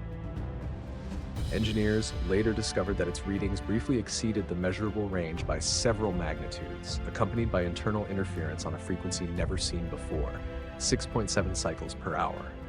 Another coincidence. Another echo of 3I Atlas.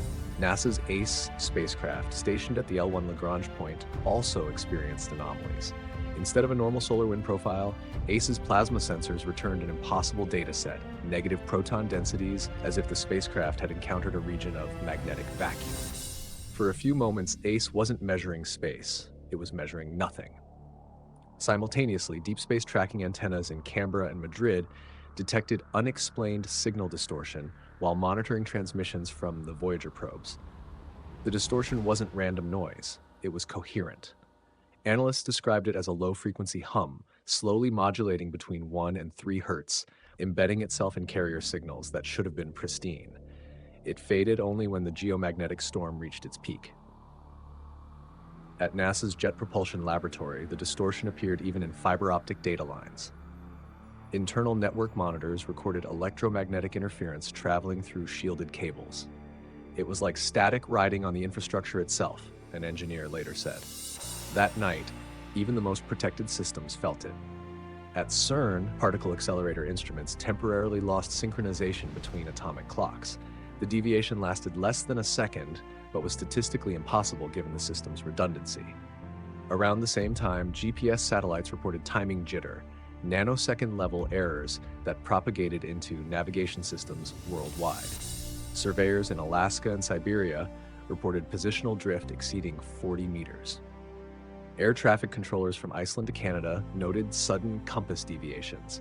In some planes, cockpit displays flickered or momentarily froze, One pilot later described his altimeter breathing up and down in rhythm with the auroras outside his window. On the ocean, ships reported similar chaos. Magnetic compasses oscillated between headings, forcing crews to rely on radar and inertial navigation. Fishermen off the coast of Chile claimed that their sonar screens went blank, replaced by scrolling static patterns that pulsed like Morse code. When replayed later, those patterns resolved into intervals, 6.7 hours again, like a signature burned into every electrical system that night. It wasn't just human instruments that reacted. The planet itself seemed to respond electrically. In California, ground-based magnetotelluric stations, designed to measure currents induced in the crust, registered anomalous signals at depths beyond 10 kilometers. The pulses traveled laterally, synchronized with geomagnetic variations, suggesting that the disturbance was coupling directly into the Earth's mantle. In certain regions, particularly in Scandinavia and Siberia, those induced currents briefly overloaded grounding systems, producing visible sparks in remote substations. At the same time, seismographs began picking up electromagnetic crosstalk. These instruments measure motion, not fields, but they recorded low-frequency tremors with waveforms perfectly aligned with magnetic oscillations. Some scientists called it magnetoseismic interference, a term never needed before. And yet, amid the chaos, a curious order persisted. Every anomaly, every failure, every unexplained pulse repeated with ecliptic precision, timed to the same rotation of 3I Atlas. By the morning of May 11th, the world's scientific community was divided. Was this an unprecedented electromagnetic storm caused by natural solar alignment, or evidence of a deeper, coordinated resonance? At the European Space Research and Technology Center, a classified internal report circulated under the title Systemic Magnetic Coupling Event, Hypothesis for Non-Solar Excitation. It compiled dozens of anomalies, synchronous equipment failures, frequency harmonics, timing offsets. The report concluded with a cautious statement. Open quote, data suggest coherent electromagnetic activity of unknown origin. Correlation with heliocentric transit of interstellar object 3I Atlas is non-trivial. Further investigation required. Close quote, the phrase non-trivial correlation became a quiet legend among researchers, a way to acknowledge the impossible without saying it aloud. Meanwhile, in smaller labs, stranger phenomena were noted. Amateur radio operators reported that, amid the static, human voice fragments appeared, distorted but structured, broadcast across multiple frequencies. When analyzed spectrally, those voices weren't intelligible speech, but harmonic patterns created by magnetic field interference. Still, many swore they heard phrases. One repeated word was reported from recordings in both Norway and Alaska, a line. No one ever found evidence that it was real. Yet in the eerie light of that storm, belief spread faster than certainty. Even quantum experiments weren't spared. Laboratories running superconducting qubits reported spontaneous decoherence events, wave function collapses not attributable to temperature drift or vibration. It was as if something in the magnetic environment whispered to every electron, said one researcher in Zurich. By May 12th, when the skies finally dimmed, systems slowly stabilized. Communications resumed. Magnetometers returned to normal readings. But something remained off in the background data, a lingering hum, a residual oscillation. For weeks afterward, low-level interference persisted in radio frequencies between 3 and 7 Hz, audible only to the most sensitive instruments. It faded gradually like a dying tone after a struck bell. NASA called it post-storm ionospheric ringing. Others called it a magnetic aftershock. But some wondered whether it was more than that, whether the storm had imprinted something into the planet itself, a resonance still humming beneath the crust, like a record waiting to be replayed. In the months that followed, engineers rechecked every sensor, every clock, every waveform. No technical fault could explain the precision or the repetition. The interference hadn't been random. It was structured, ordered, rhythmic, almost communicative. And when analysts synchronized the time codes from every recorded anomaly, from the moment the magnetometers froze to the instant auroras reached their zenith, they found something chilling. Every pulse, every failure, every hum lined up with the same celestial event, Zot UTC. The precise moment 3 Atlas crossed the ecliptic plane, the same instant the Earth's magnetic shield screamed, and the instruments of an entire world forgot how to read reality. Historical parallels, Carrington, 1872, others. For as long as humans have recorded the heavens, there have been nights when the sky itself seemed to revolt. Nights when light spilled from the poles and the Earth's magnetic heart faltered. The May 2024 event, spectacular and disquieting as it was, didn't exist in isolation. It echoed a series of rare, near-mythic geomagnetic tempests scattered throughout history, each leaving behind confused observers, disrupted instruments, and whispers of something more than solar rage. The most famous, of course, was the Carrington event of 1859, the archetype of all cosmic storms. On the morning of September 1st that year, British astronomer Richard Carrington was sketching sunspots when he witnessed two brilliant flashes of white light erupt from the sun's surface. Within 17 hours, telegraph operators across the world found their lines sparking and paper igniting. The night sky over Cuba, Hawaii, and even the Caribbean exploded in auroral fire so bright that people could read newspapers outdoors at midnight. Contemporary reports read like scripture. In Boston, crimson draperies of flame hung motionless in the air. In the Rockies, miners were convinced it was sunrise and began brewing coffee before realizing the hour. Telegraph systems worked without batteries, powered solely by induced geomagnetic currents. In some cities, auroras extended directly overhead. Impossible geometry for that era's magnetic latitude. Carrington himself, horrified yet mesmerized, noted that the flare's timing coincided with the sudden magnetometer swings recorded at Kew Observatory. It was the first time humanity had linked solar activity to terrestrial chaos. But even then, subtle details didn't quite fit. Later reconstruction of the storm's magnetograms revealed peculiar double dips, two symmetrical plunges separated by roughly 7 hours, the same oscillation pattern that would reappear 165 years later in 2024. Historians dismissed it as data drift or the quirks of early instruments, but modern reanalysis of those curves shows uncanny precision, too neat for noise. "It looks artificial," said one geophysicist, reviewing the old charts. "It's like someone was tapping the magnetosphere with a metronome." Yet Carrington's storm, cataclysmic though it was, had a clear culprit, a massive solar flare visible to the naked eye. The 2024 storm did not. Still, the temporal harmonics, the pulsations, and the global synchrony echoed each other with unsettling fidelity. Then came February 4th, 1872, a lesser-known but equally extraordinary event. The sun had been quiet, devoid of spots.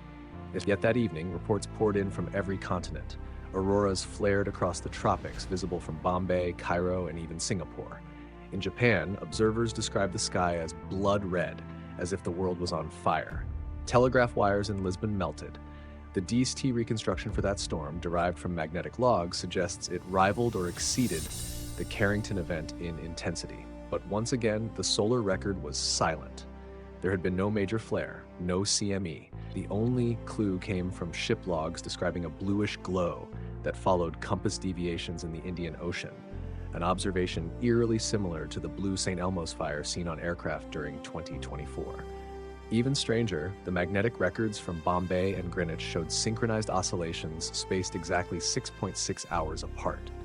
In 1872, no one could have noticed the pattern. Today, with the hindsight of the Atlas event, that interval stands out like a signature.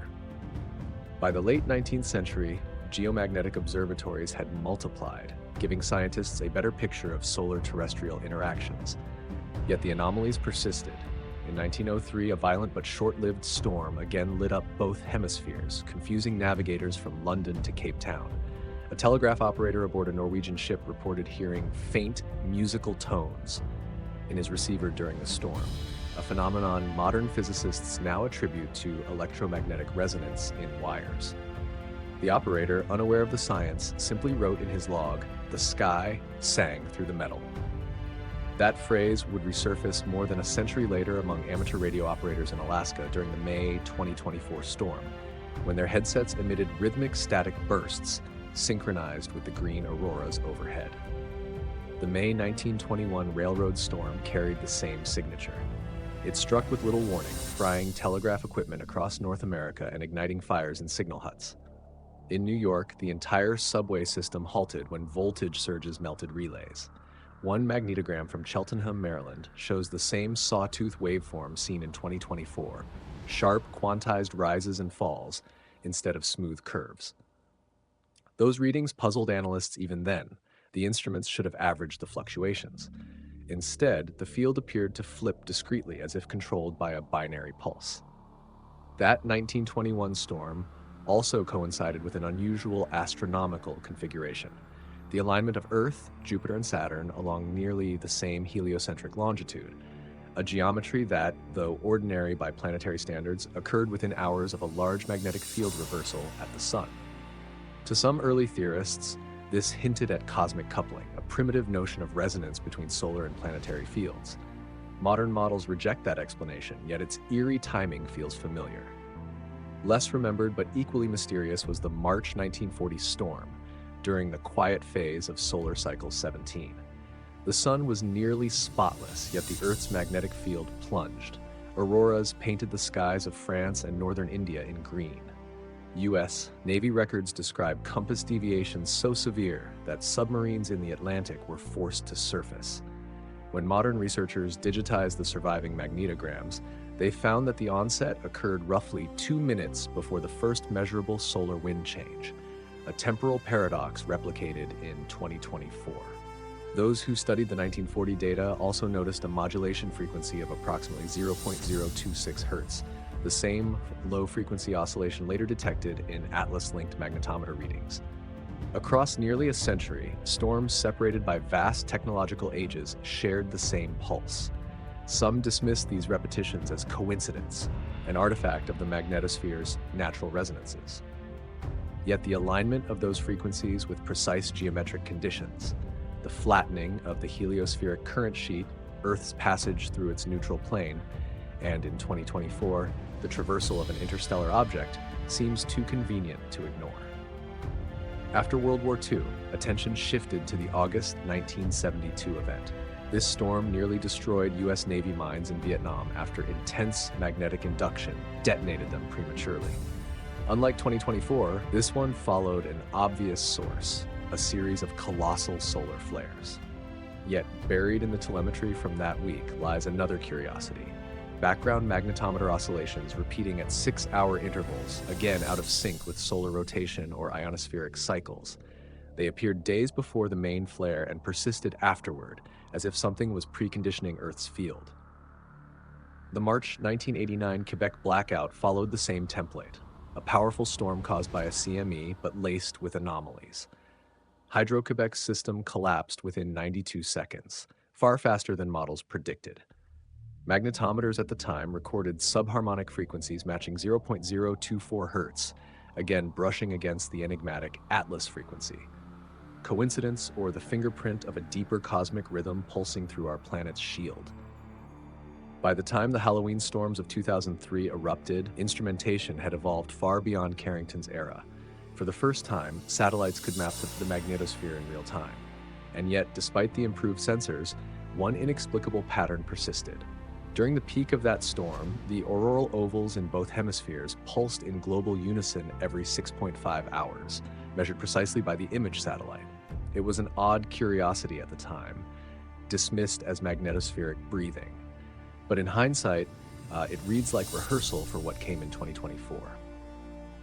Historians, when overlaying those great storms, 1859, 1872, 1921, 1940, 1989, 2003, noticed an unsettling periodicity. Each event occurred near times when the solar magnetic equator aligned closely with the ecliptic, and several coincided with planetary conjunctions or the passage of interplanetary debris. The 1872 storm, for instance, arrived during the debris peak of Comet 3D Biela, 1989's during the Lyrid meteor shower, 2024's precisely when 3 Atlas crossed the Sun-Earth line. Patterns, if you choose to see them. To skeptics, the repetition proves nothing. The magnetosphere, they argue, is a resonant cavity with natural frequencies. It will hum the same tune whenever excited strongly enough. But to others, the echoes across centuries suggest something more structured, a synchronization between celestial geometry and terrestrial magnetism, as if space itself carries rhythms that occasionally intersect our planet's own. When researchers at Kyoto University compared digitized records of all known superstorms, they found a hidden rhythm beneath the chaos.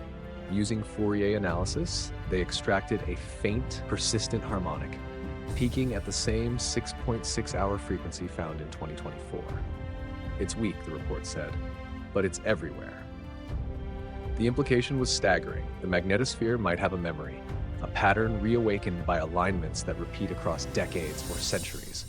Perhaps the May 2024 storm was simply the next recurrence in that cycle, amplified by an interstellar trigger passing through the sun's magnetic plane. In the final section of the Kyoto report, one paragraph stood out, open quote, "If geomagnetic superstorms follow a hidden harmonic linked to heliospheric geometry, then external transients, such as interstellar objects, could act as tuning forks, momentarily reinforcing that frequency. The result would appear spontaneous, simultaneous, and global." Close quote. It was an elegant explanation. Half physics, half poetry. The cosmos as conductor, the Earth as instrument, the storms as chords struck across time.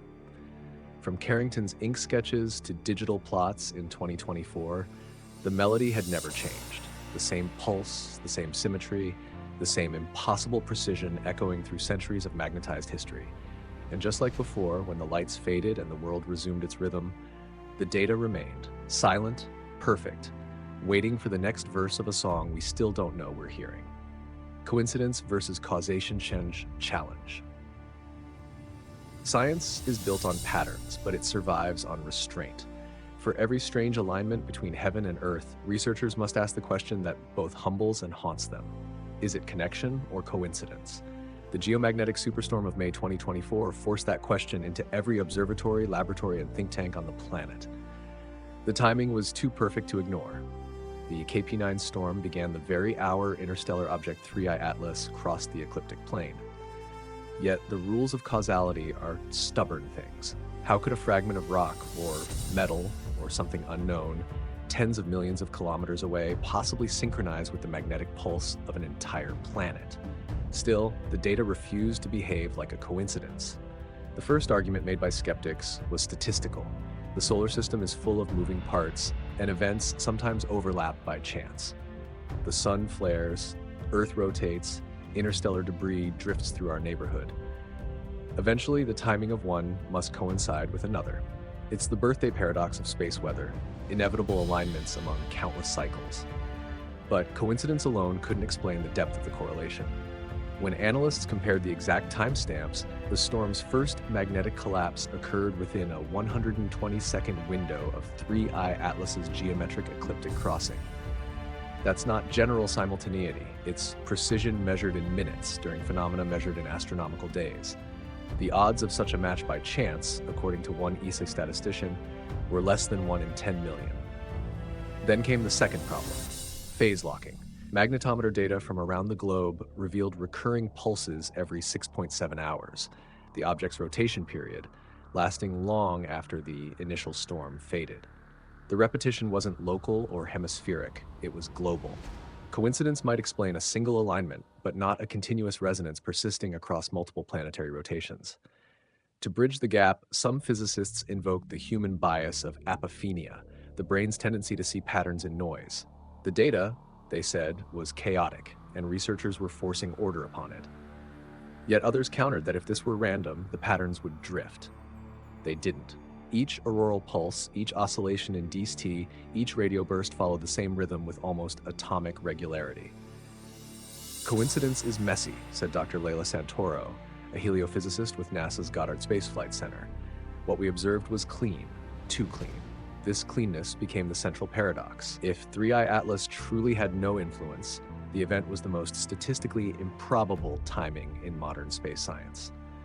But if it did have an influence, then physics as we understand it was missing a mechanism. That mechanism, or the lack of it, became the battleground. Proponents of the coincidence model argued that stealth CMEs could easily account for the storm. They pointed to faint coronal structures detected 2 days earlier, claiming that one must have been Earth-directed but invisible in coronagraph imagery. The sun hides things all the time, said one researcher at NOAA. It's not a conspiracy, it's just plasma physics. Yet the numbers refused to comply. The measured solar wind velocity and density were insufficient to trigger a KP9 storm. Even the most optimistic CME model underestimated the energy input by a factor of 5. Something had amplified the coupling between solar and terrestrial fields, and it happened exactly when 3 Atlas crossed the magnetic plane. One camp of researchers began describing it as magnetic lensing, the idea that the interstellar object might have temporarily distorted the heliospheric current sheet, focusing magnetic flux toward Earth like a magnifying glass. The hypothesis was purely theoretical, unsupported by precedent, but mathematically plausible.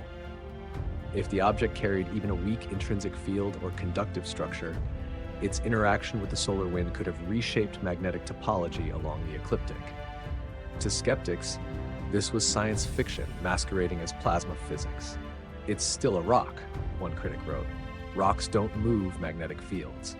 And yet, those who had seen the data couldn't let go of the synchrony. The temporal order of events was wrong for a solar-driven storm.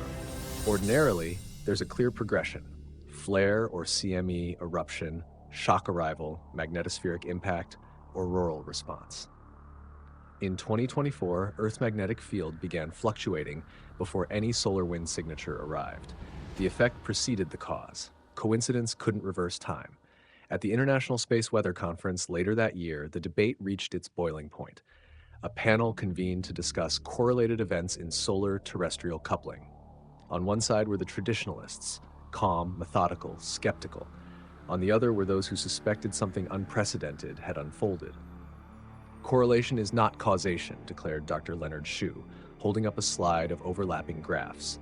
"The alignment between 3I Atlas and the geomagnetic indices is remarkable, yes. But remarkable is not impossible. If we connect every alignment in the cosmos, we'll drown in ghosts." To which Dr. Santoro replied, "And if we dismiss every anomaly because it's inconvenient, we'll never see the patterns that matter." The room fell silent. For a moment, science sounded like theology. Meanwhile, data analysts outside the spotlight continued to find new coincidences that eroded the chance argument. The radio bursts detected during the storm, for instance, had carrier frequencies matching not random noise but integer multiples of 0.025 Hz, the same base frequency appearing in 3I Atlas's rotational light curve. The repetition persisted across multiple instruments in different countries. Statistical analysis found the harmonic alignment significant at 7 cents, well beyond coincidence territory. To explain it away, skeptics proposed an observer effect, that once scientists noticed the 6.7-hour pattern, they began unconsciously seeing it everywhere.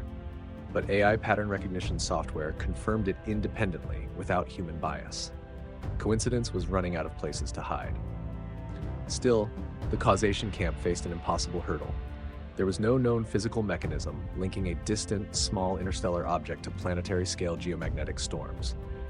Gravity was too weak, radiation too diffuse, electromagnetic fields too localized. Unless 3I Atlas carried a magnetic structure of enormous scale, or tapped into something beyond conventional physics, its influence should have been negligible. This led to a new frontier of speculation: induction resonance. Some theorists proposed that the object's motion through the heliospheric current sheet generated a resonance between interstellar and solar magnetic fields. The Sun's field, vast and fluid, is already coupled to the planets via magnetic flux tubes, so-called magnetic highways. If 3I Atlas passed through a nodal region of that system, it could have triggered an instantaneous planet-wide field realignment. In effect, the solar system might have rung like a bell, and Earth, positioned at the node, felt the vibration first. A wild theory, certainly, but it explained one key anomaly: the near-zero time lag between interplanetary field changes and Earth's response. In internal memos, some agencies quietly admitted that resonance offered a better fit to the data than coincidence. NASA's own summary of the storm included a single ambiguous sentence. Open quote, "Magnetic coupling efficiency observed during this event exceeded historical maxima under comparable solar conditions." Close quote. It was bureaucratic language for something amplified the connection. But science demands proof, and proof demands reproducibility. No one could reproduce the May 2024 alignment. 3I Atlas was gone, racing back into interstellar space. The phenomenon, if real, had vanished with it.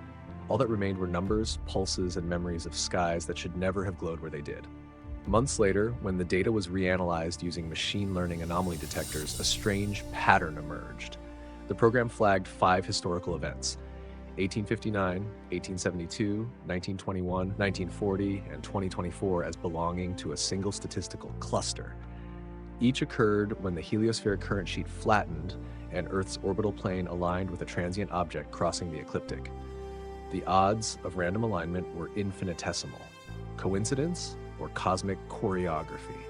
The debate fractured even further when astrophysicists discovered that 3 Atlas's estimated composition included ferromagnetic nickel in unusual abundance, 5 times higher than expected for a typical comet. This meant it could, at least theoretically, maintain remnant magnetization. Its elongated shape and reflective patches hinted at internal structure. It wasn't just inert debris, it was reactive. For some, that was enough to nudge probability toward causation. For others, it merely deepened the mystery. If 3I Atlas carried magnetism, said one researcher, it would have to interact with the sun's field on scales we don't yet model. But that doesn't make it intentional. The universe resonates all the time without purpose. And yet purpose was the unspoken ghost haunting the discussion. The storm had not only synchronized with the celestial crossing, it had behaved as if orchestrated. The mirrored auroras, the 6.7-hour rhythm, the instantaneous coupling, all of it felt deliberate, almost intelligent in its order. But saying so would exile any scientist from credibility. So they settled for euphemisms: systemic resonance, nonlinear coupling, probabilistic synchrony, words that concealed wonder inside technical armor. As the year waned, the storm faded into the archives, cataloged as G5 2024-05. Official summaries avoided mentioning 3I Atlas at all, but in private correspondence, the question refused to die. A NASA data scientist wrote to her ESA counterpart, "If this was coincidence, it was the most articulate coincidence I've ever seen." In the end, the challenge remains unsolved, a philosophical fault line between belief and observation. Coincidence demands humility, causation demands imagination. Somewhere between them lies the truth, that perhaps the universe itself operates on harmonies too vast for our instruments to trace, where every orbit, every pulse, every storm is both random and connected. Maybe 3 Atlas did nothing more than pass silently through the sun's magnetic breath, and the Earth, caught mid-beat, simply resonated in reply. Or maybe, for one electrified night in May 2024, coincidence and causation weren't opposites at all, just 2 names for the same cosmic pattern we still don't understand. Speculative coupling mechanisms. By the summer of 2024, the official post-mortem on the Great Geomagnetic Storm had been filed, peer-reviewed, and archived. It explained everything and nothing. The storm was classified as an extreme G5 event triggered by complex solar magnetospheric interactions. But beneath that bureaucratic phrase was an unspoken admission. Nobody knew how a relatively quiet sun had suddenly unleashed planetary chaos at the exact moment an interstellar object sliced through the ecliptic. And so, behind closed doors and encrypted email threads, the forbidden discussions began. Scientists, engineers, and a handful of theorists started exploring what mainstream journals could not print: how a fragment from another star system might have synchronized, even briefly, with Earth's magnetic heart. They called it speculative coupling. The first hypothesis was the simplest: magnetohydrodynamic induction. In this model, 3I Atlas moved through the solar wind like a conductor through plasma.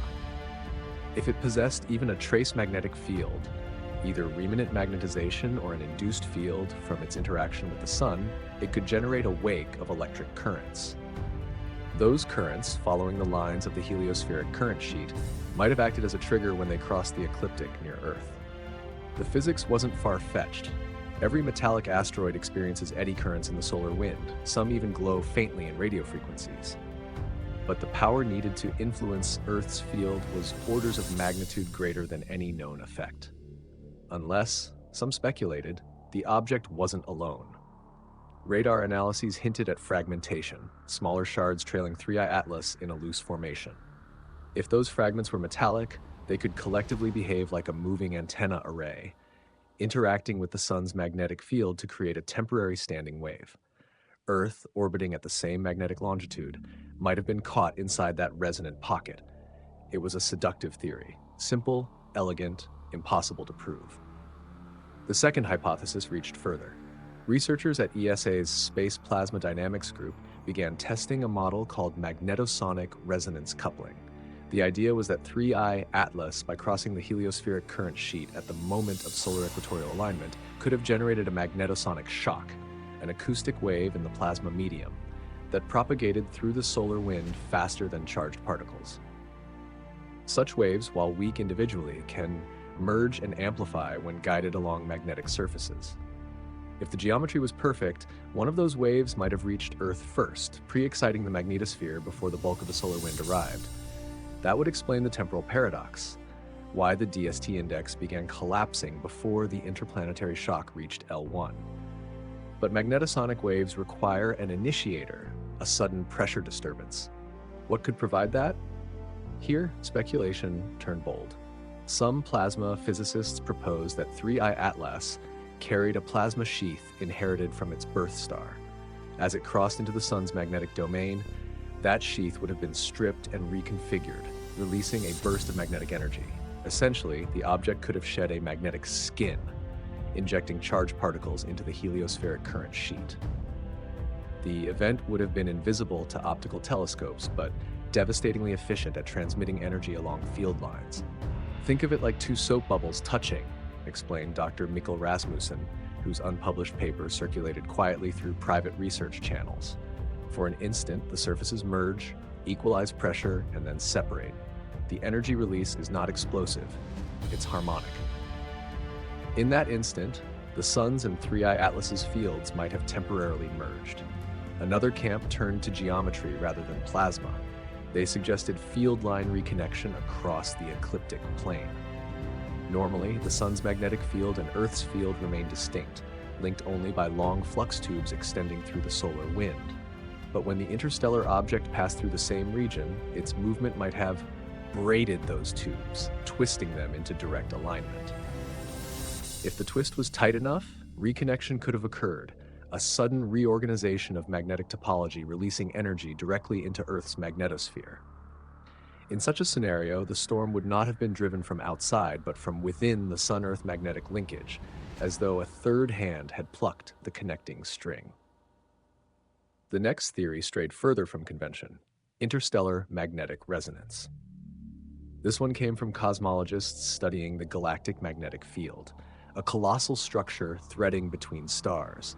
They argued that 3I Atlas, having drifted for eons through interstellar space, might have carried a fragment of that field frozen into its structure. When it entered the solar system, it brought with it a tiny sample of a foreign magnetic frequency. The moment it crossed the ecliptic, that alien frequency might have interfered constructively with the sun's field, producing a brief but global amplification, like two notes resonating in perfect harmony. The concept was poetic, but not unprecedented.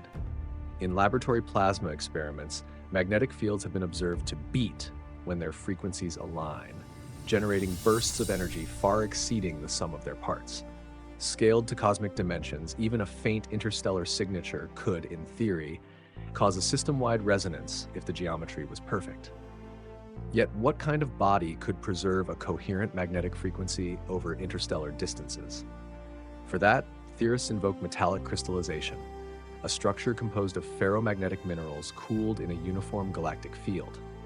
Essentially, 3I Atlas might have been a natural magnet, its orientation frozen since its birth near another star. Such a relic, encountering the sun's own dynamic field, could have acted like a tuning fork struck by a cosmic hammer.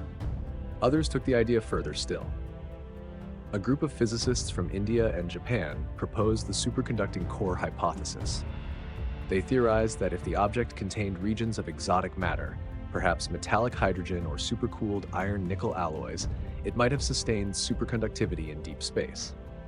In that state, magnetic flux becomes quantized, forming stable loops that persist indefinitely.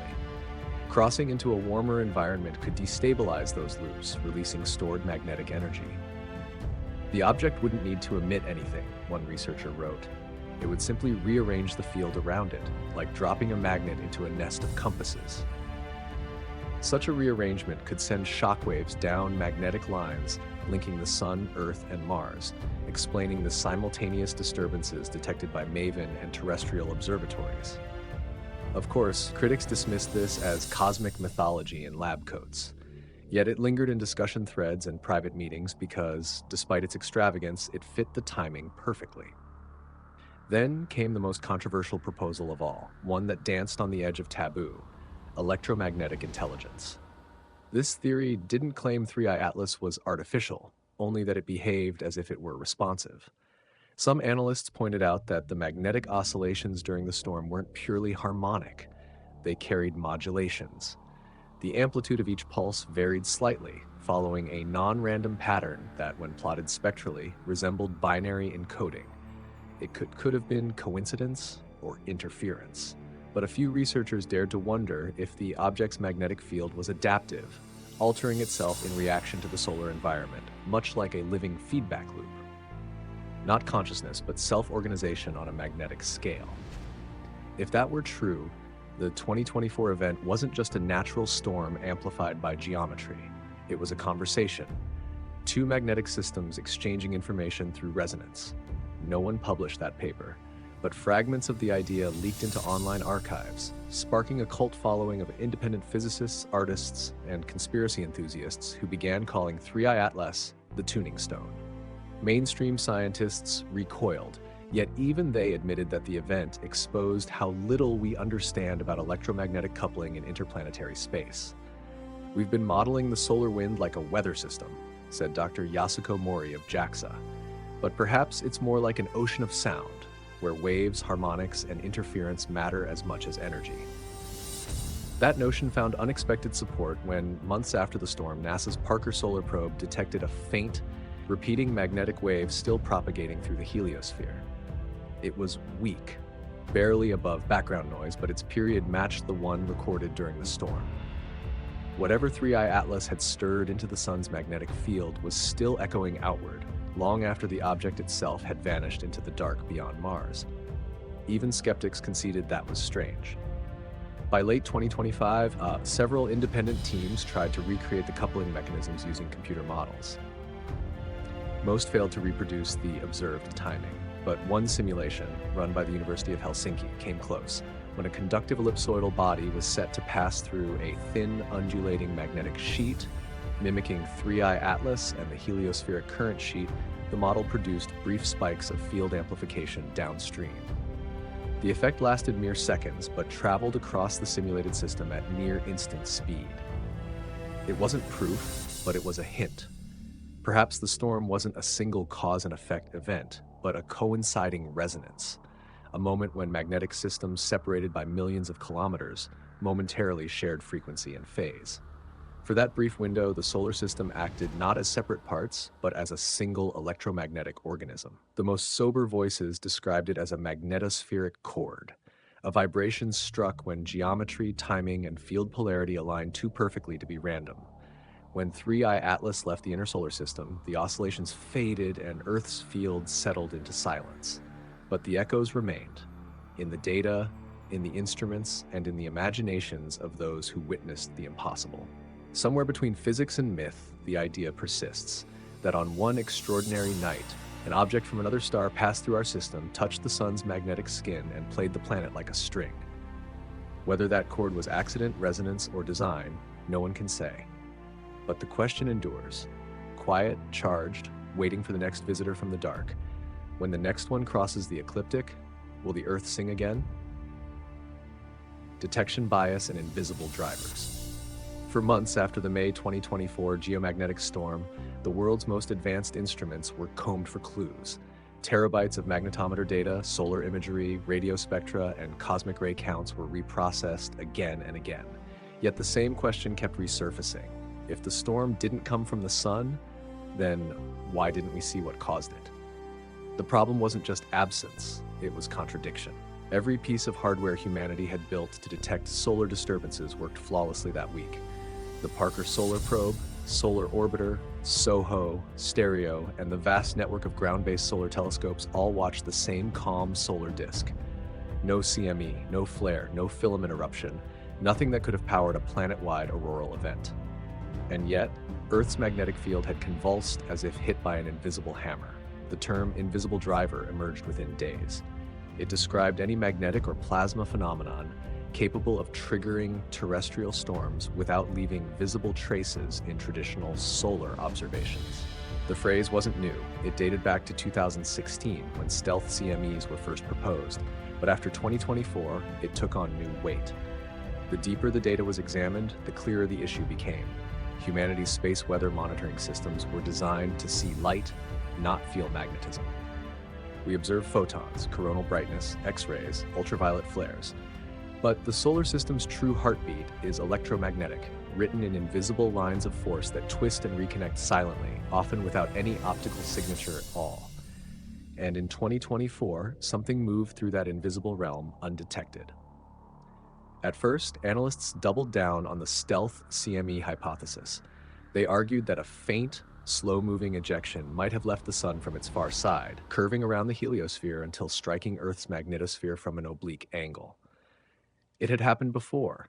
Weak CMEs occasionally sneak through unnoticed, but models based on plasma propagation times made that theory crumble. There simply wasn't enough travel time between any recorded solar disturbance and the May 10th impact. So, if it wasn't a CME, what else could it have been? The investigation turned towards subtler possibilities. Magnetic flux ropes, twisted bundles of field lines that can exist invisibly within the solar wind. Under normal conditions, they drift harmlessly through space, rarely coupling strongly with planetary fields.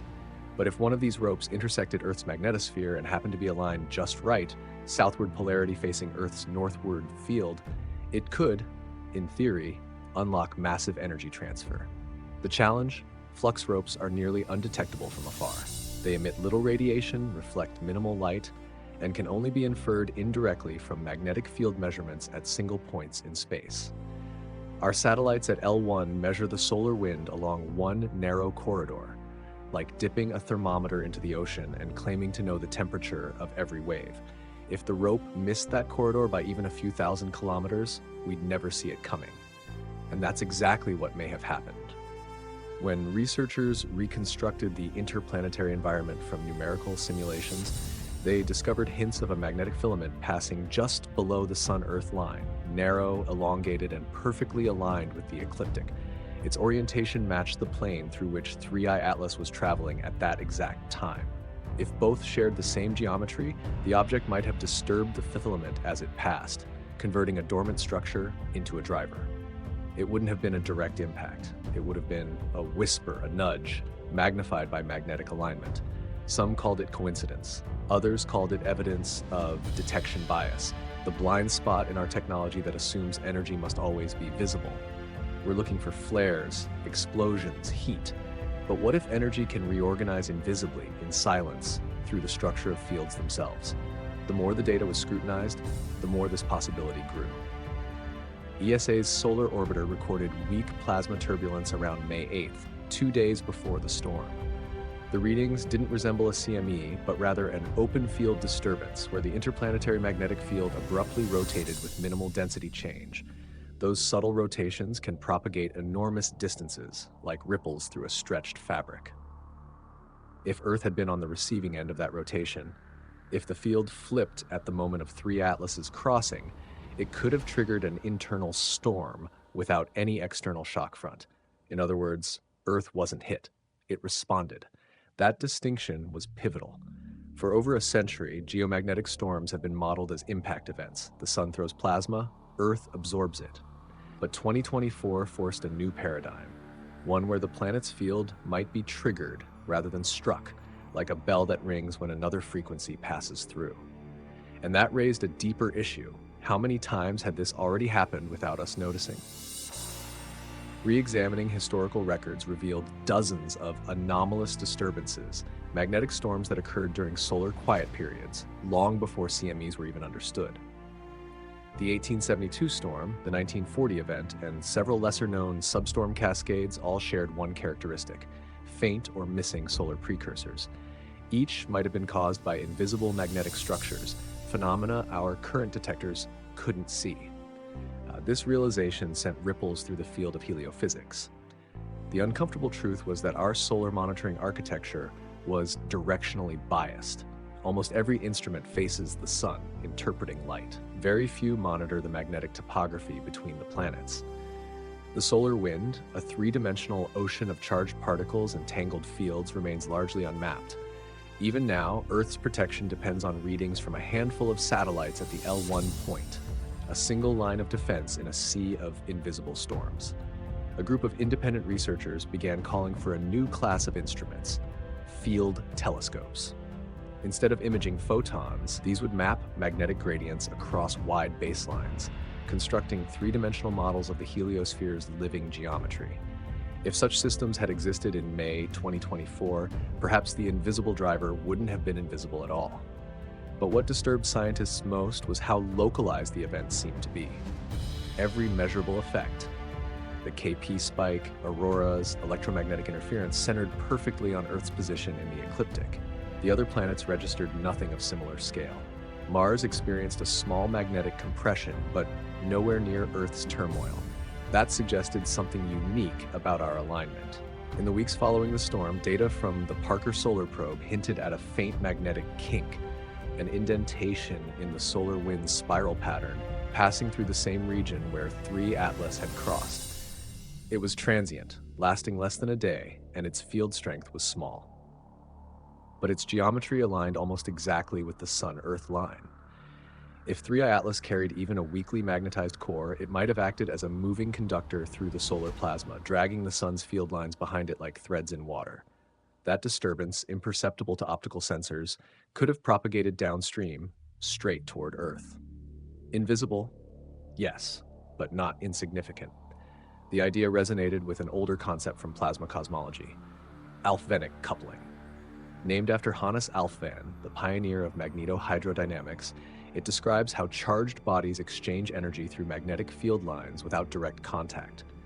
Energy travels as waves, subtle, silent, powerful. The coupling is efficient only when both bodies share a resonant frequency or geometric alignment. The 2024 event fit that condition perfectly. If that's what occurred, the implications are staggering. It means our planet is more electromagnetically connected to the rest of the solar system than previously believed, and that storms may sometimes arise from invisible alignments rather than physical impacts. But there was another layer to detection bias, psychological, the human tendency to dismiss what doesn't fit the expected narrative. For decades, heliophysicists had worked within the framework of solar cause, terrestrial effect. Every model, every satellite calibration, every funding proposal depended on it. To admit that storms might arise from unseen geometry, from non-visual mechanisms, was to step outside the comfort zone of the measurable. And yet, the data kept whispering defiance. Even the auroral records supported the idea of an invisible driver. Spectral analyses of the May 2024 lights showed energy distributions inconsistent with direct solar particle precipitation. The electrons were hotter, more uniform, and arrived simultaneously from multiple directions, like a global reconfiguration rather than a single downward stream. That meant the energy wasn't delivered, it was released from within Earth's own magnetosphere. How? Perhaps through field line resonance, triggered by the passing object's electromagnetic footprint. Or perhaps through something subtler, an as yet unmeasured perturbation in the plasma density of interplanetary space. One particularly daring theory emerged from the Finnish Institute of Space Physics, magnetic shadowing.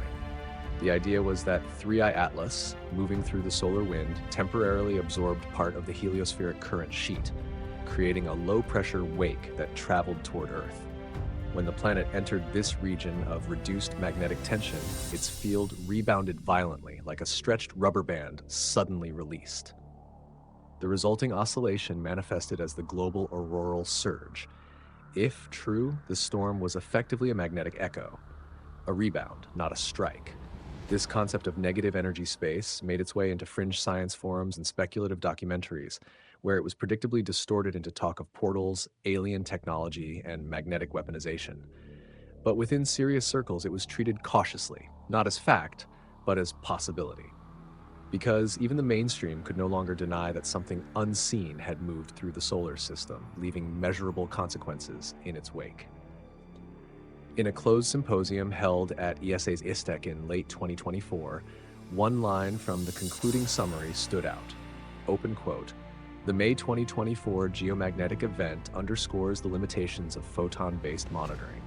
It is now plausible that major magnetospheric disturbances may be driven by non-optical, non-luminous, and therefore invisible interplanetary mechanisms." Close quote. It was a bureaucratic way of saying the quiet part out loud. We might be blind to half the universe's behavior. The invisible driver, whatever its true form, wasn't just a fluke of physics. It was a mirror, reflecting how much of cosmic reality our instruments and perhaps our assumptions still fail to perceive. For all our telescopes, probes, and plasma models, we remain largely sensory creatures in a universe of invisible storms, trusting what we see, while what truly shapes our world moves unseen through the currents of space. And on one magnetic night in May 2024, Earth felt the touch of something it couldn't see and remembered briefly how fragile sight really is. Secondary effects, ionosphere, seismic hints. When the auroras faded and the geomagnetic indices finally stabilized, scientists assumed the story of the great geomagnetic storm of May 2024 was over. But what came next, quietly in the days and weeks that followed, was stranger than the storm itself. It was as if the planet had absorbed a silent aftershock, subtle, delayed, and eerily synchronized with the electromagnetic chaos that had shaken the magnetosphere. The first clues emerged from the ionosphere, that thin, electrically charged skin encasing Earth between 60 and 1,000 kilometers above the surface. Normally, this region acts as a mirror for radio waves, bending them back toward Earth and enabling global communication. But in the immediate aftermath of the storm, the mirror fractured. Ground-based ionosondes from Japan to Brazil reported inverted reflection layers. Signals that should have bounced off the F2 layer, 200 kilometers high, were reflecting instead from much lower altitudes. The ionosphere had compressed by nearly 40%, as though the upper atmosphere itself had been pushed downward by an unseen hand. GPS receivers picked up the anomaly first. Precision navigation systems, used in surveying, aviation, and agriculture, began drifting wildly. Positions jumped by tens of meters, sometimes hundreds, as satellite signals scattered through the distorted plasma. In Alaska, a group of surveyors noted their coordinates shifting north and south rhythmically every 6 hours, the same period as the storm's magnetic oscillations. Even after the main event ended, those oscillations persisted, faint but measurable. It was as if the ionosphere had been set ringing like a giant bell, vibrating in sympathy with the planet's magnetic field. At NASA's Jet Propulsion Laboratory, researchers studying total electron content TEC from GPS data were stunned. The global electron density didn't just spike and return to normal. It oscillated for days, following a slow decay curve that defied explanation. "We're used to seeing echoes," said one researcher, "but never this coherent, never this rhythmic." The oscillations were so consistent that one analyst joked the Earth had caught the Atlas heartbeat. The ionoacoustic coupling, the interaction between charged atmospheric layers and neutral air below, soon produced physical consequences. Weather balloons launched from Tromsø, Norway, recorded unusual temperature inversions in the mesosphere, where cold air suddenly warmed by more than 15 degrees Celsius in under an hour. The likely culprit: trapped electromagnetic energy converted to heat through ion friction. The effect was global but patchy. In Chile, nighttime skies glowed faintly blue for days, long after the auroras vanished, a phenomenon scientists dubbed ion twilight. Meanwhile, over Central Asia, the ionosphere began emitting weak radio bursts, self-generated emissions known as stimulated electromagnetic emissions, SEE. These were normally laboratory curiosities, artificially triggered by high-power transmitters. Now Earth was producing them naturally, as if the storm had left the upper atmosphere humming with residual energy. But the most unexpected signals came from below. 3 days after the storm, seismologists noticed a pattern. A series of low-magnitude earthquakes between 2.5 and 4.0 had erupted across the globe in nearly simultaneous clusters: Iceland, Peru, central China. The timing wasn't exact to the second, but it was close enough to suggest coordination rather than coincidence. The tremors were shallow, occurring within the upper 15 kilometers of crust. At first, the pattern was dismissed. Geologists are wary of linking space weather to earthquakes. The two domains rarely overlap, but the clusters continued. By May 15th, over 40 microquakes had occurred near high-latitude regions where geomagnetically induced currents had peaked during the storm. In Sweden, sensors near Kiruna, home to one of Europe's largest magnetometers, recorded a curious anomaly: electromagnetic pulses preceding each tremor by about 90 seconds. The pulses matched the decaying frequency of the post-storm magnetic oscillation. "We don't know what to call it," said one analyst. "It's like the ground shivered before it shook." This led to the revival of a controversial hypothesis known as magnetoseismic coupling. The idea, long relegated to fringe science, proposes that geomagnetic disturbances can subtly alter stress in the Earth's crust through induced electric currents. Those currents, flowing through conductive mineral veins, generate localized heating and mechanical strain. Normally, the effect is negligible, but during extreme storms, the current can reach tens of amperes per kilometer, enough to perturb already unstable fault zones. If the crust is near failure, even a small magnetic fluctuation might act as a trigger, and 2024 offered a rare opportunity to test that theory. In Canada's Yukon, geophysicists at the Geological Survey cross-referenced magnetometer data with local seismic activity during the storm. They discovered that every time the field oscillated southward during the 6.7-hour magnetic pulse, microseismic noise increased measurably. It was faint, almost like a heartbeat echoing through the crust. When the field reversed polarity, the tremor rate dropped. The pattern repeated over 4 full cycles. In Japan, researchers studying the Schumann resonances, electromagnetic standing waves trapped between Earth's surface and the ionosphere, found something even stranger. The resonances had not only intensified during the storm, but shifted frequency upward from their normal 7.8 Hz to over 9 Hz. The Earth's global electrical cavity had changed pitch. Such a shift requires enormous energy input, likely from the ionospheric currents interacting with lightning discharges worldwide. Yet what puzzled scientists was the precision of the change. The frequency increment was proportional to the 6.7-hour period of 3I Atlas's rotation. Somehow, the same rhythm found in the magnetosphere and ionosphere had imprinted itself on the Earth's resonant envelope. That coincidence, if it was coincidence, became impossible to ignore. Within days, reports began surfacing of strange atmospheric phenomena unrelated to traditional auroras. In Argentina, pilots described faint vertical columns of red and green light pillars, stretching upward at night, visible even far from storm latitudes. These were identified as transient luminous events, sprites and elves, triggered by electric fields reaching the upper atmosphere, but their frequency was unprecedented. Between May 10th and 14th, satellite counts of such events increased by 600%. It was as though the air itself had become more conductive. Further evidence came from the equatorial ionization anomaly, the twin belts of charged particles that straddle the magnetic equator. During normal conditions, these belts form smooth, symmetric arcs. But in May 2024, satellite maps showed them twisting and folding and forming looping filaments that scientists dubbed ion ribbons. The distortions persisted long after solar inputs returned to normal, suggesting the Earth's electromagnetic system had not fully rebalanced. Meanwhile, at ground level, power grid operators continued reporting minor but unnerving phenomena. Substations in Canada, Finland, and Alaska experienced phantom voltages, currents flowing through lines disconnected from power sources. Engineers described transformers humming without cause, as though residual magnetism still pulsed through the system.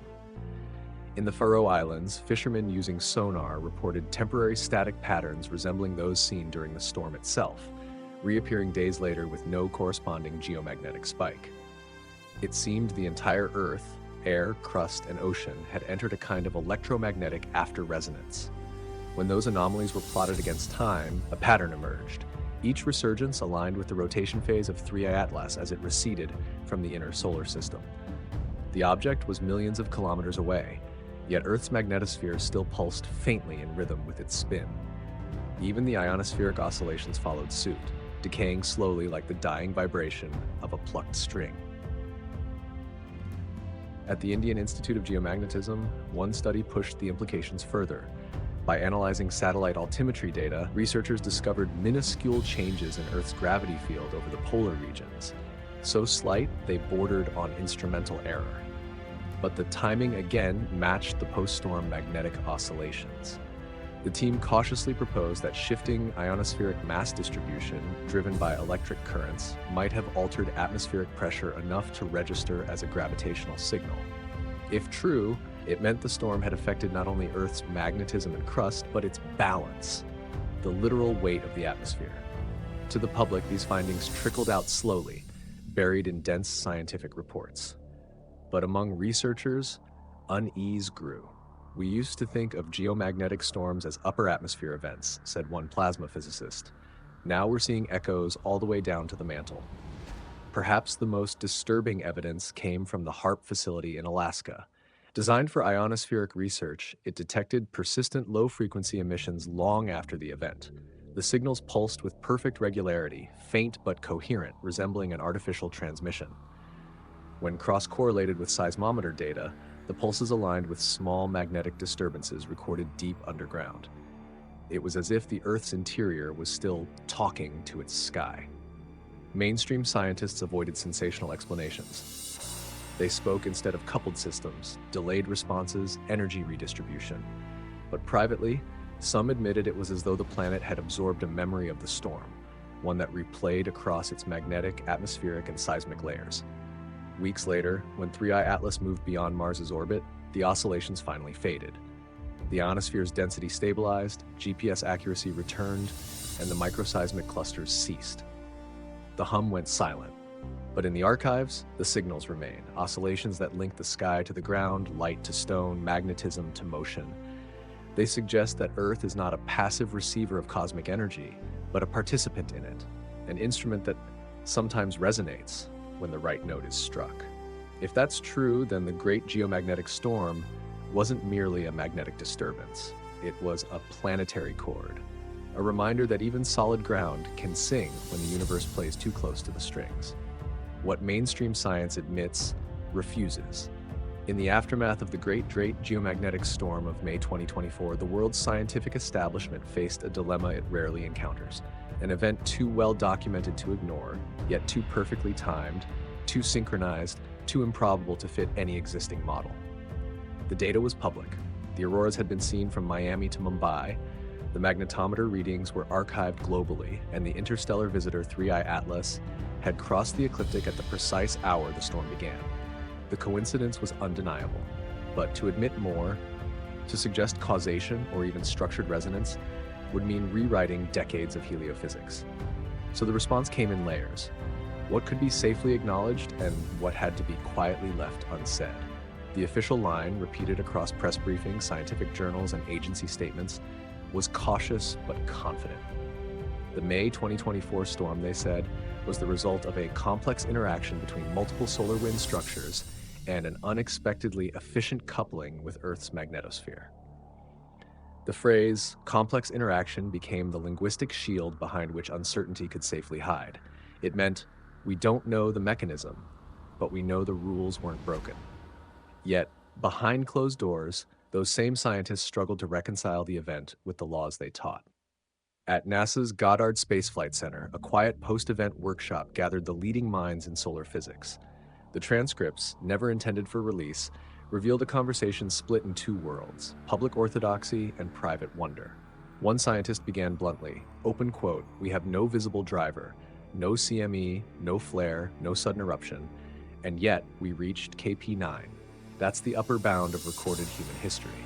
How is that not unprecedented?" Close quote. Another replied with equal frankness, open quote, "Because we can't say it's unprecedented unless we can explain it, and we can't, so we call it rare instead." Close quote. The distinction was everything. Rare could be absorbed by the framework of accepted physics. Unexplainable could not. Mainstream science, by design, is conservative. It demands mechanisms before meaning, causes before correlations.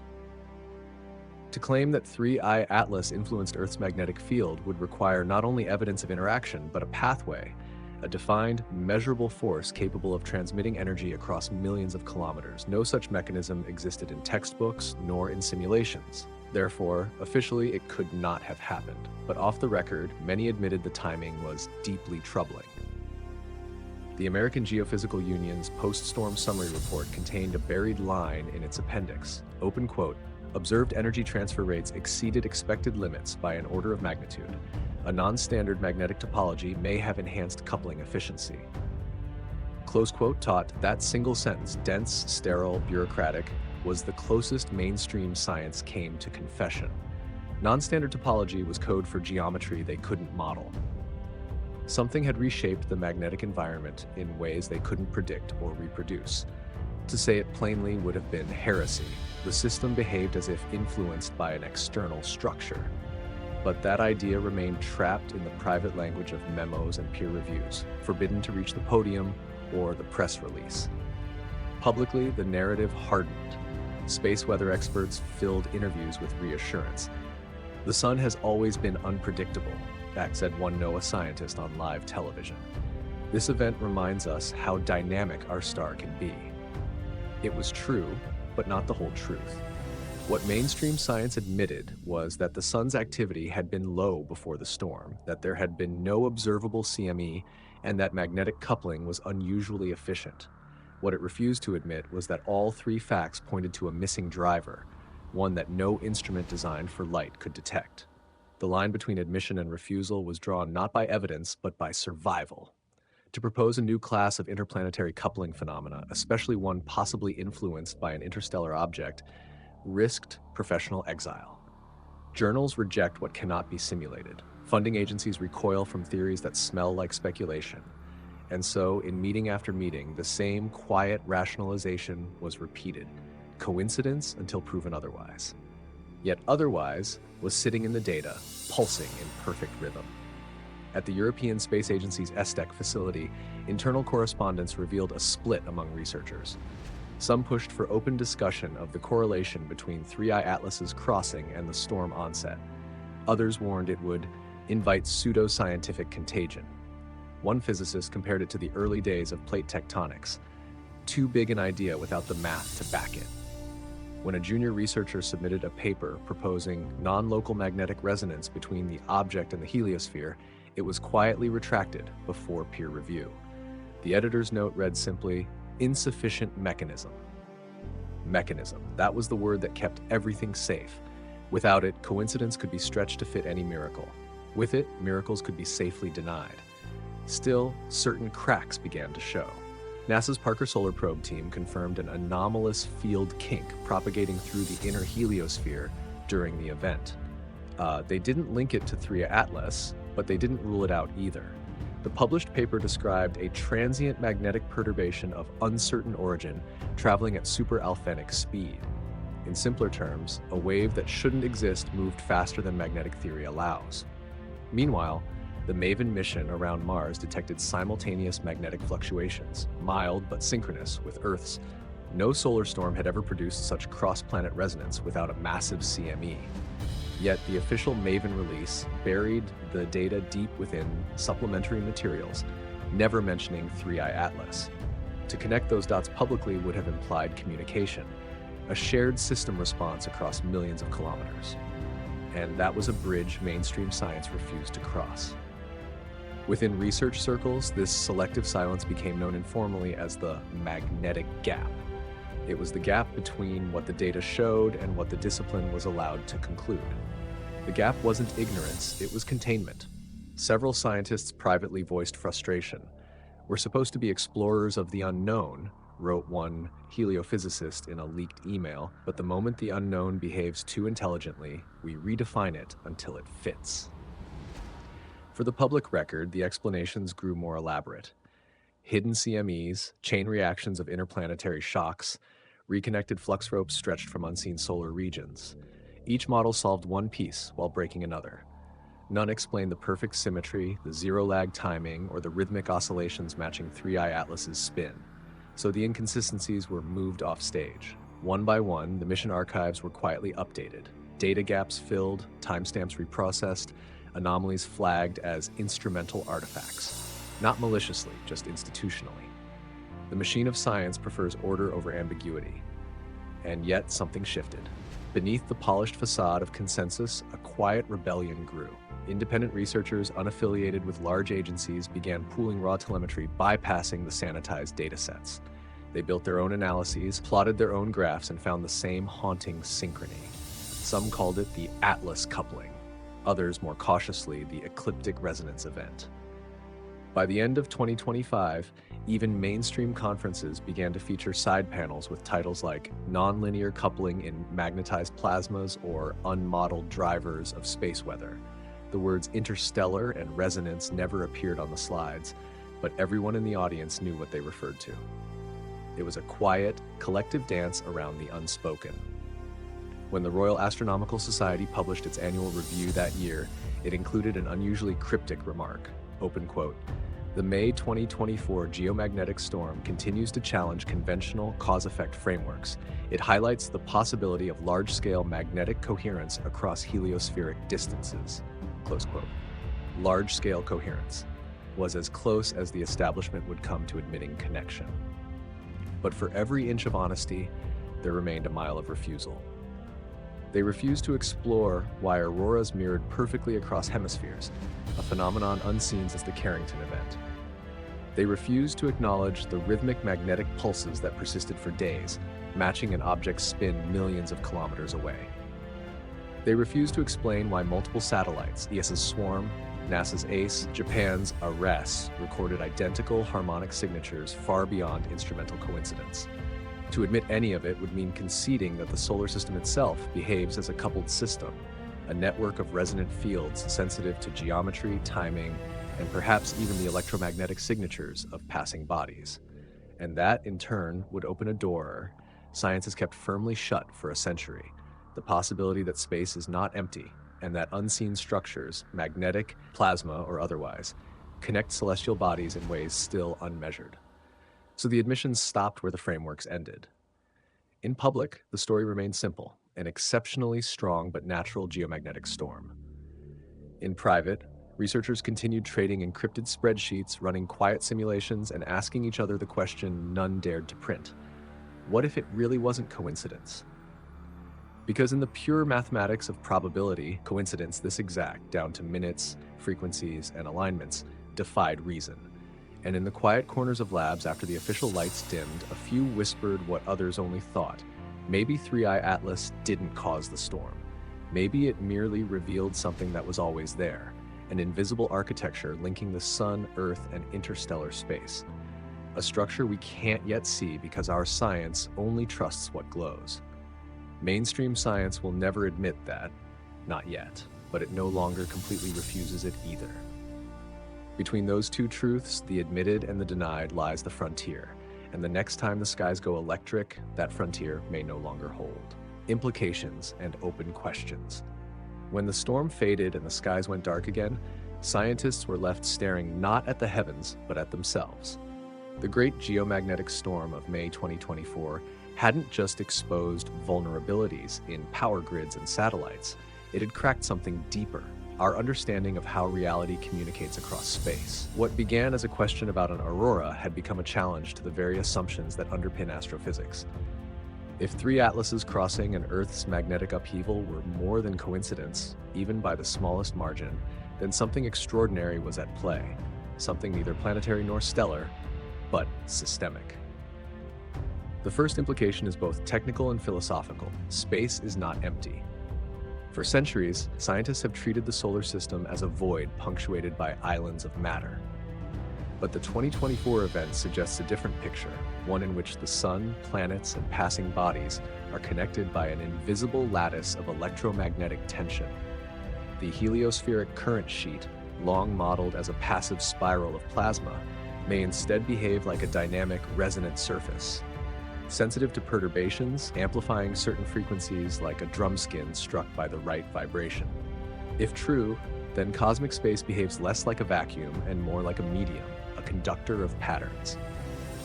The interstellar object didn't need to cause the storm in a conventional sense. It may have simply played the field, touching a node that made the entire solar system sing. That leads to the next implication. Planetary resonance might be predictive. The rhythms seen in 2024, the 6.7-hour pulses, the hemispheric symmetry, the simultaneous auroras, imply the existence of standing waves in the magnetosphere. If such waves can be identified and modeled, we could one day forecast not only geomagnetic storms, but the hidden alignments that prime them. Space weather prediction would move beyond tracking CMEs and solar wind speeds. It would involve mapping the harmonic landscape of the heliosphere itself. Imagine, instead of waiting for visible flares, we could detect invisible harmonics weeks in advance, the faint electromagnetic tuning that precedes a storm. That's no longer meteorology, it's magnetospheric acoustics. But this raises another question, more unsettling. What else could interact with that field? If 3 Atlas, an inert traveler from another star system, could accidentally trigger global resonance, what might a larger, more magnetized object do? What if certain comets or asteroids, those with metallic cores or unusual plasma tails, have influenced Earth's magnetic history more than we realize?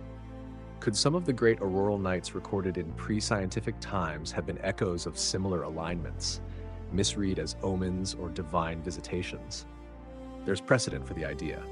Many ancient chronicles describe luminous skies appearing in synchrony with comets or wandering stars. The Chinese archives mention auroras coinciding with cometary apparitions during the Han Dynasty. The Norse sagas spoke of the fire that sang across the north. Modern science has dismissed those tales as myth, but what if they were accurate observations of the same phenomenon, long before magnetometers existed?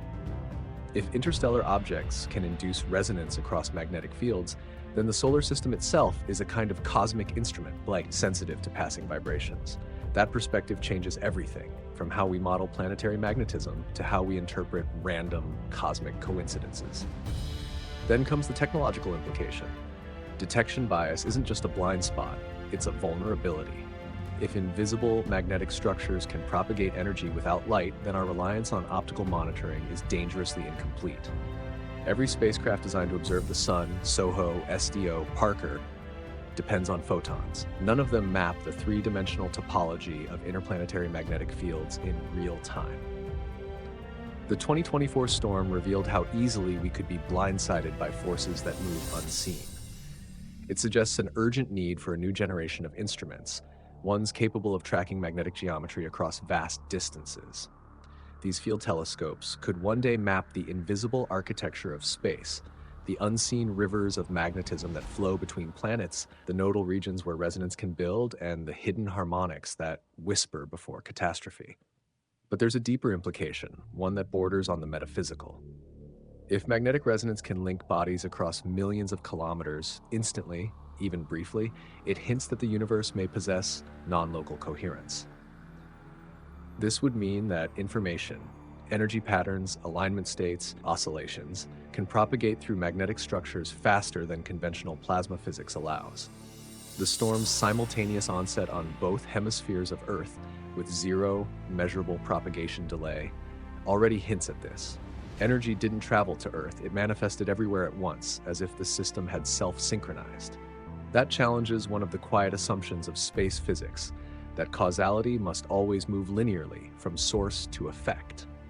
But what if magnetic fields can entangle, not in the quantum sense, but through large-scale connectivity that allows distributed systems to act as one? This idea, once relegated to fringe plasma cosmology, may now demand reconsideration. The implications extend far beyond geomagnetism.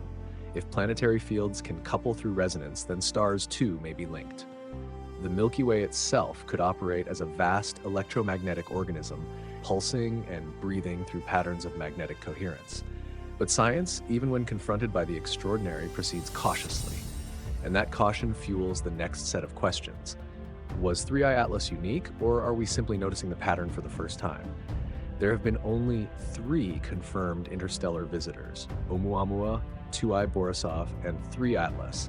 Of those, only Atlas coincided with a planetary scale anomaly. But if such objects pass through our system more often than we realize, perhaps too small or too faint to detect, then their subtle electromagnetic footprints may already be woven through Earth's geological and climatic history. Could certain mass extinctions, magnetic pole shifts, or unexplained spikes in atmospheric isotopes correspond to ancient resonance events triggered by interstellar intruders? We've never looked for such a pattern, but perhaps we should. Another open question: why was the alignment so precise? The ecliptic crossing, the magnetic equator flattening, the solar wind polarity, and Earth's orbital position all synchronized within hours. The probability of such alignment is microscopic. Was it random geometry, or does the solar system naturally fall into periodic configurations that amplify resonance? If so, might there be a cosmic calendar of harmonic alignments, epochs when magnetic pathways open more easily, inviting energy transfer across astronomical distances? It's not mysticism, it's mechanics. Every magnetic system has natural frequencies. Perhaps the Sun-Earth pair does too, and interstellar visitors occasionally strike the chord. Yet the biggest question of all may be the simplest. Did we witness communication? No one dares phrase it so openly in journals, but it lingers in the margins of internal reports. When patterns repeat, when energy modulates instead of merely surging, when signals show harmonic structure rather than random noise, one wonders, is the universe speaking or simply echoing its own complexity? If 3I Atlas carried a residual magnetic order imprinted by its birth environment, then its signature wasn't noise, it was a memory. And when it crossed the sun's field, that memory resonated with ours. Two systems, separated by light years, momentarily shared alignment, a conversation in the universal language of magnetism.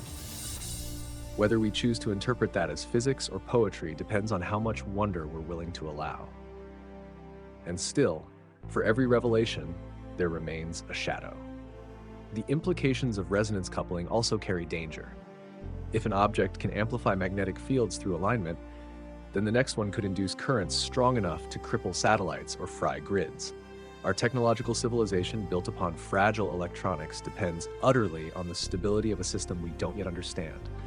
That's the paradox. What enlightens us also threatens us. Some agencies are already adapting. NASA's Space Weather Council quietly approved a study to model non-optical interplanetary coupling events. ESA is considering multi-point magnetometer constellations to map invisible field structures. Even China's CNSA has begun constructing magnetospheric stations across Eurasia to track ultra-low frequency anomalies. None of them mention 3I Atlas publicly, but all were born from it. Still, the larger implications stretch beyond technology. They touch the philosophical nerve that has always pulsed beneath science. Are we truly alone, or merely one voice in a cosmic orchestra too vast to comprehend? For the first time, the question isn't about life, but interaction. If fields resonate across the vacuum, if planets can feel the passage of alien matter, then we are embedded in a universe of perpetual dialogue. Every star, every planet, every fragment of drifting metal hums in the same invisible fabric. And maybe sometimes the chords overlap just long enough to remind us that isolation was always an illusion. When historians look back on the storm of 2024, they may not remember the auroras or the blackout warnings. They'll remember that moment when science looked up, blinked, and realized the sky is not silent. The open questions remain. What is the true structure of the heliospheric current sheet? Can magnetic resonance travel instantaneously across astronomical scales? Do interstellar objects carry fields capable of interacting with stellar magnetism? Was 3I Atlas a catalyst, or simply a mirror revealing a system already in tension? And if magnetic coupling can bridge the void between stars, could it one day bridge the void between minds? No one can answer yet, but perhaps that's the point. Every mystery begins as an event we cannot explain, and every revolution in science begins when someone dares to stop calling coincidence by its name. For now, the May 2024 storm remains both: a coincidence too deliberate, a pattern too precise, a silence too loud. And somewhere beyond the orbit of Jupiter, the faint green glimmer of 3I Atlas continues its flight through the dark, still turning, still pulsing, as though waiting for the universe to respond.